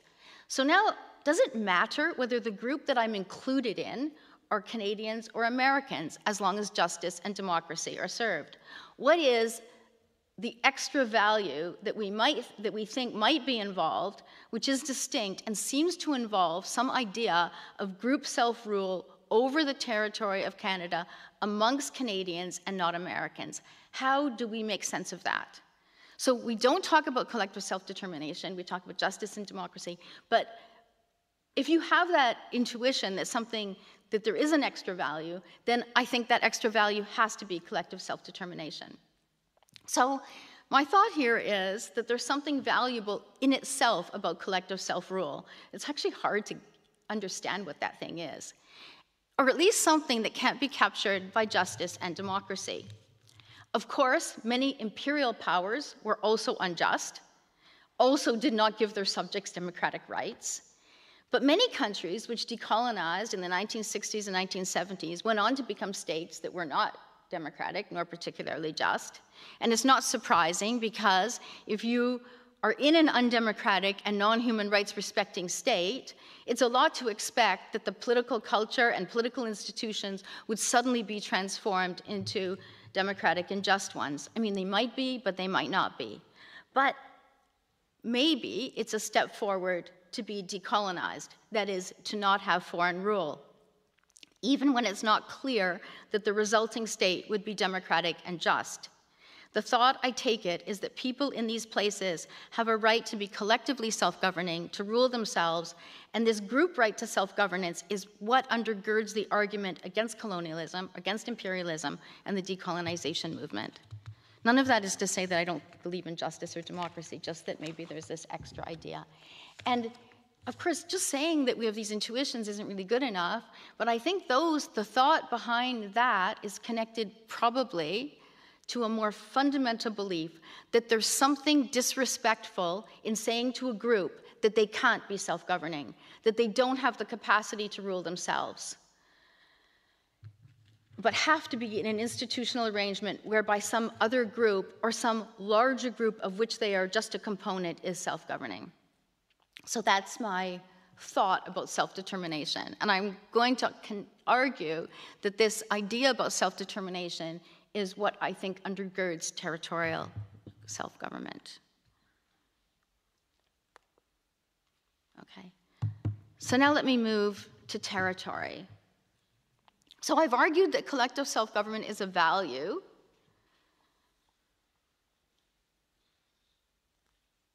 And then we have to, but we've hardly discussed it. And one of the reasons we haven't discussed it is that there is a deep problem about what is the self that is supposed to be self-governing. And the current response to this problem is mainly to ignore it and not theorize territory and not talk about self-government, except when you have existing states. Maybe an existing state could be self-governing. And that's now the current state of affairs. It's the dominant attitude to the issue of territory in international relations, for sure, in international law, political science, political philosophy. So, and this is true even while territorial units are the fundamental organizing principle of the international order. And even when our current theories of territory cannot respond adequately to questions that you think a theory of territory should be able to address.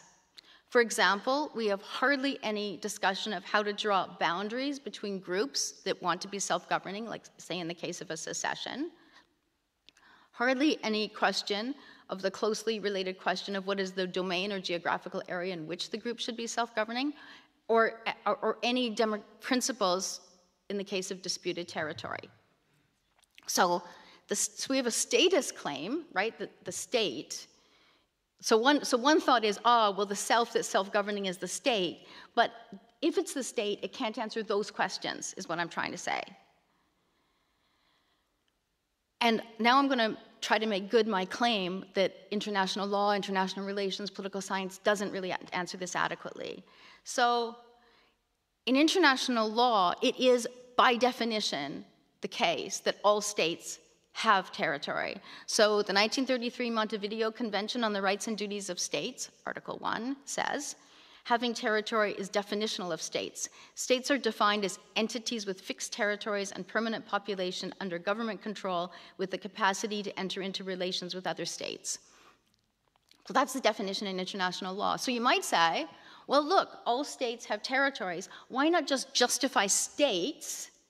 And then whatever territory they have, the possession of territory is just necessary to fulfill state functions. And that's basically how it's done in international law and political science. So that's the dominant attitude.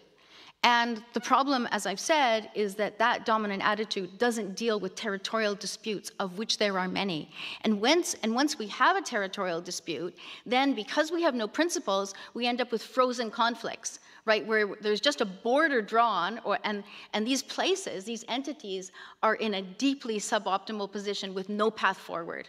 So In political science, I have to say, which is my own department, not, of course, my colleagues, but in political science in general, the discussion is mainly about the relationship of the state to the citizen, what obligations do states have to citizens, or what duties and obligations do citizens have to states. That is discussed, but hardly any discussion of what is the domain of the state. If it's definitional of a state, that it has territory, that's weird that we don't discuss that in political science.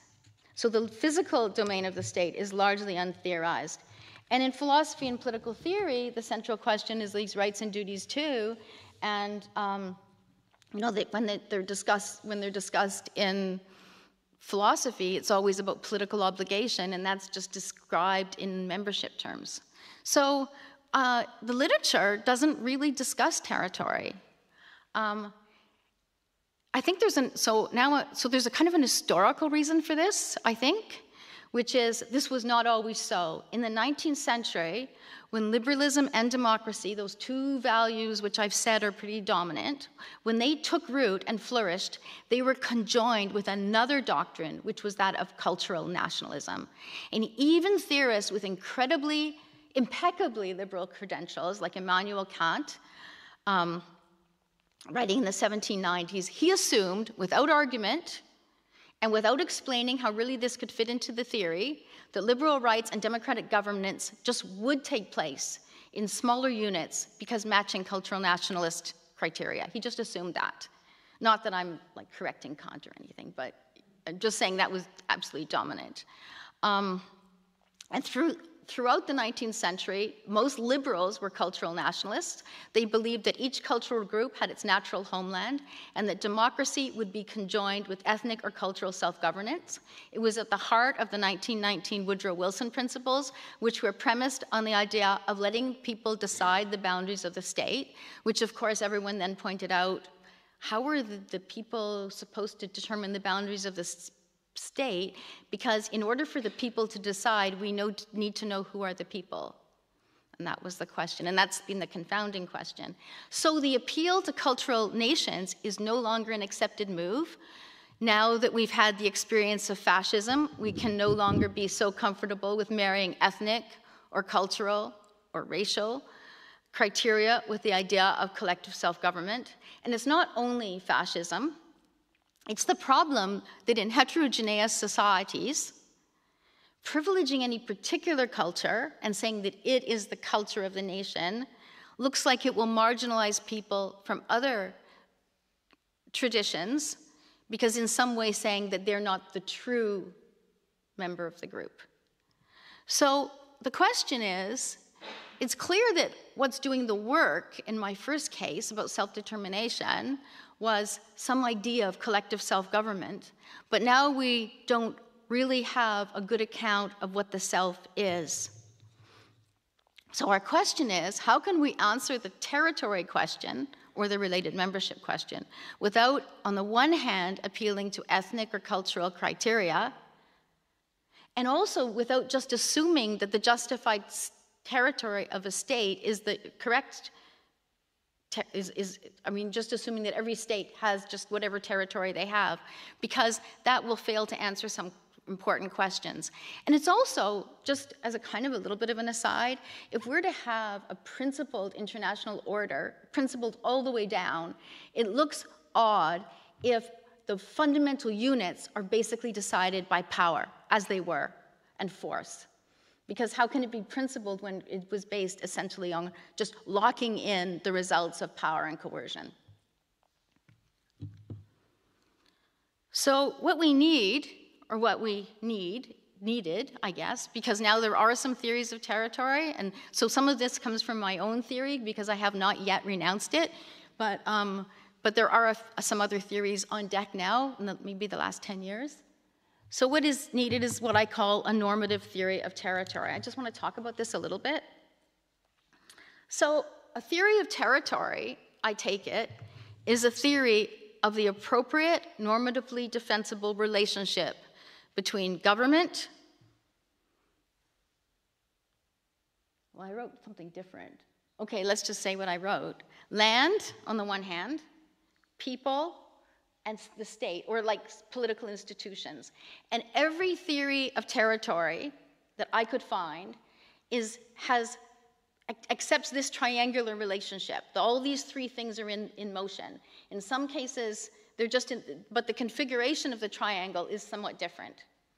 But they all have these things in a triangular relationship. So we need to explain how these three elements are related and to justify the particular configuration. So here's my attempt to talk. I should have really done a triangle here now that I have this image in my mind. But let's talk about the relationship between people and land. I don't think it's hard to explain what the value is, the relationship between people and land. So just think about the losses that people experience when they are expelled from their land, the land that they live in, quite apart from the coercion that usually accompanies these events. It's not hard to see that people have very strong interests sufficiently weighty to hold others under a duty to stay in the place where they reside, where they make their homes, where they have relationships with other people, and so they have these place-related interests. And it's not just sedentary people that have place-related interests. I think nomadic people have place-related interests too, because they're not just wandering around. They're nomadic over traversing a particular place. They know particular landmarks or particular places where they stop, and they're claiming some entitlement to these places. So I think the relationship of people to land and to where they live is normally a weighty interest. And so it's not hard to put people and particular territories in place. Nor is it hard to see, now this is the part about people and the government, it's not hard to say why people would want to have some kind of collective agency in making decisions over their lives, and not hard to justify why people would want to exercise this jurisdiction in the place that they live. This connects people to government or to the state. The idea here is that in making decisions and choices and deciding on the rules that they live under, they exercise collective self-determination. That actually bordered on democracy, but I don't think you need democracy for collective self-determination. It's just better. So with respect to the value of self-determination, I think the central kind of picture, besides the one I gave, is that I think we have a good idea of what injustice is. I mean, I don't say we have an idea of what justice is, but it's easier to see what an injustice is. Egregious violations of people's rights, killing, expulsion, discrimination, ethnic cleansing. But we also feel, I think, that there are many different legitimate ways to organize a society that's consistent with justice, minimally understood, and there's some value in having people exercising some capacity, some making choices over themselves over their life. So this explains the relationship between people and state institutions, and it's the value that is exercised that it's realized in exercising jurisdiction. So what I'm trying to say here is that we can identify the relationship between people and place, land, and we can recognize the value between people and the state, and that puts us together in this triangular relationship. But let me turn to the challenge now of what is the people? Who is the self in the self-determining group, which is what I said was the real problem here. How can we appeal to this group-based idea? We know it has to be group-based because although individuals are connected to places, to your homes, to your communities, jurisdiction, which is the idea here, is a group-based idea. You can only exercise jurisdiction as a group. So how do we talk about that group without either going back to cultural and ethnic kind of political criteria, which I've argued is problematic because exclusionary, or identifying the people as defined by the state, and that just sort of gives us back to the problem that of existing states. Because recall, the reason I don't want to make the state the entity that defines the group is because it looks like states are assumed and we just don't have answers to important questions like disputed territory. So here I want to say, so there's statists who argue that it's a state, and cultural nationalists, it's a cultural nation. And I wanted to explore the idea of whether there could be a collective entity that is non-cultural and non-ethnic, at least in its definition. I mean, it might be that it meets my criteria and also has shared culture. I mean, that's okay, that's just not the reason. Here, I think there's a few things going on here. So one thought here is that one underlying idea is that we are not atomistic individuals. An important part, so I'm going to argue for a group here, an important part of our moral landscape is the matrix of relationships that we find ourselves in, identities we share with others. Many of our interests are in collective projects and relationships. So on this conception of people in relationships with others, we don't have to be a cultural group, and it's not cultural features that make it important that we hold territorial rights. So I used the term peoplehood. I thought the idea of peoplehood would be very helpful. So the idea is what would be needed, and then now the question is what would be needed for a group to be a people? And I have 3 specific conditions that I think are required. I mean, I could argue for these, but I only have a short amount of time. So I think there are 3: political identity, political capacity, and political history. And I'll just go through them quickly. The political identity, so this is the definition of what is a people, and it's the people who should exercise collective self-government. So the political identity condition requires that the group is united. I mean, not everyone's united, but united by a shared aspiration for wide-ranging powers of jurisdictional authority or political control over the territory. The political capacity requirement refers to predicted and/or demonstrated ability to exercise self-determination and maintain effective forms of government, or the ability to do so with some assistance in certain cases. And the third condition requires that the members of the group have a history of shared practices and mobilization in terms of political projects. And by mobilization, I don't mean they have to be a state, but I mean they have to have some mobilization. And we need the last, not only as predictive of the ability to exercise jurisdiction, but because it shows that the members of the group are already in a relationship with each other that they value and want to exercise control over these relationships. So now I'm going to ask, so what kind of group am I thinking of here? Does this seem really abstract to you? So clearly Canadians constitute a group and a people, and it's not because we share a particular language or culture, though as a matter of fact, there might be an important explanatory story for why they are a people and it's not some other group, but because they have the right kind of political aspirations, history, and capacity to live together in a state. But the idea of peoplehood also includes those who, for various cultural, historic, or geographic reasons, seek to exercise self-determination amongst themselves, maybe as Indigenous people, Quebecois, decolonized people. They have the ability to do so, or could have the ability, and have a history of shared relations and ties forged by political cooperation. So I want this to be a somewhat capacious definition to include the possibility, that the Sami might also be a people. And although they don't have the capacity for their own state, they have the capacity to exercise forms of collective self-determination within a state. They have claims to a place which specifies where they will exercise jurisdiction. So this brings me back, I think, to the reason why it's not okay for Americans to have manifest destiny over the territory of North America, quite apart from the territorial claims of Indigenous people there. It's that sometimes there's another group who have their own political project, which may be no more nor less just, maybe no more nor less democratic, but is their own, and they aspire to be in relations with each other and need to exercise jurisdictional authority to manage that relationship and not be subsumed in another people's project. So I guess maybe I should conclude by just reminding you what the 3 things are that I've tried to put into play. I've argued we need to think about normative principles which underlie authority over territory. I've argued that in addition to justice and democracy, I think there's an idea of self-determination. I've argued that self-determination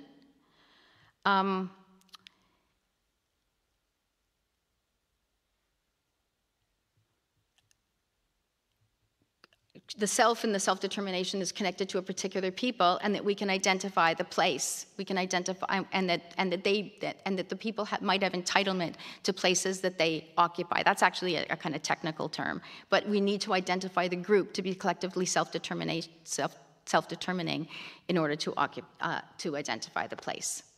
So that is the end. But I want to remind you, just before I go, this is the picture, that although we're divided into different territories, I'm not really arguing that that's such a good thing. I'm asking us to think about what could undergird that, and to think that there might be some values, because our other picture of ourselves is actually of us like united in this world, right? It's a little blue planet hurtling through space, and we've looked back at it and seen it.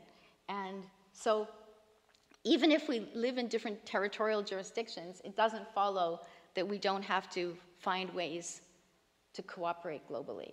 I just wanted to leave that thought because I felt like it looked like I was arguing for like divided territories.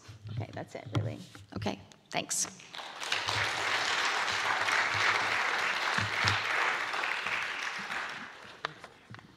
Well, I must admit, Margaret, you were a wonderful final speaker, but we aren't going to let you leave the stage just yet. I realize we are at 9:20, and bless your hearts for staying here so late. We had an earlier mention that, you know, with algorithms and social media and that, you're lucky if you can get a 3-second attention span. And you guys have done almost 3 hours, okay? So good pat on the back. Is there a question, though? I mean, I can think of so many questions personally. I mean, if there are many topics tonight that we've had that resonate right through, but we are living in a world right now where territory and divisions is creating horrific scenes that we're having to endure, and the world just seems to be falling apart. And as you rightly point out, we do need to figure out what territory means and how we apply it. And I felt this was an incredibly thought-provoking and compelling speech. There are also situations where a recent talk that we had here at one of these previous gatherings was on Cyprus, and just how there's been a border there. I mean, it's divided. You know, you've got Turkish Cypriots, and then you've got the other ones, and I don't like 70, 80 years now. I mean, it's just going on, and they seem to have a stalemate that it's never going to stop. I guess maybe that would be my question to you. I mean, how do we resolve these stalemates? I mean, that would be a political science studies question. That's my question. Oh, right. So. Well, no one else has come to a mic. Oh, sorry, I didn't see you there. I was just treading water, but we'll do my question first, and then we'll do yours. I don't think in many cases, that the problem, like at least in the Greek and Turkish Cypriot case, I don't think that the problem isn't the solution isn't obvious. I mean, in some cases, we know the solution, right? I mean, that's not that difficult because it's pretty clear that you need to have some kind of power-sharing entity, both over territory and sometimes at the center. The problem is just political will, and and also sometimes groups get comfortable with the current situation. So I don't think that's a deep philosophical problem. That is a political will problem because they don't have political will. I mean, in fact, actually in that case, the Turkish Cypriots have shown some political will because they are the more isolated group and they have voted in a referendum for change. But the Greek Cypriots, I mean, it's pretty comfortable there. They have like great weather and they have oceans and they're part of the European Union. And so I think they have no political will. But it is still a territorial question, and and you would still need in a solution some account of how to divide resources, how to think about property, how to think about jurisdiction. It would still be a strongly territorial question.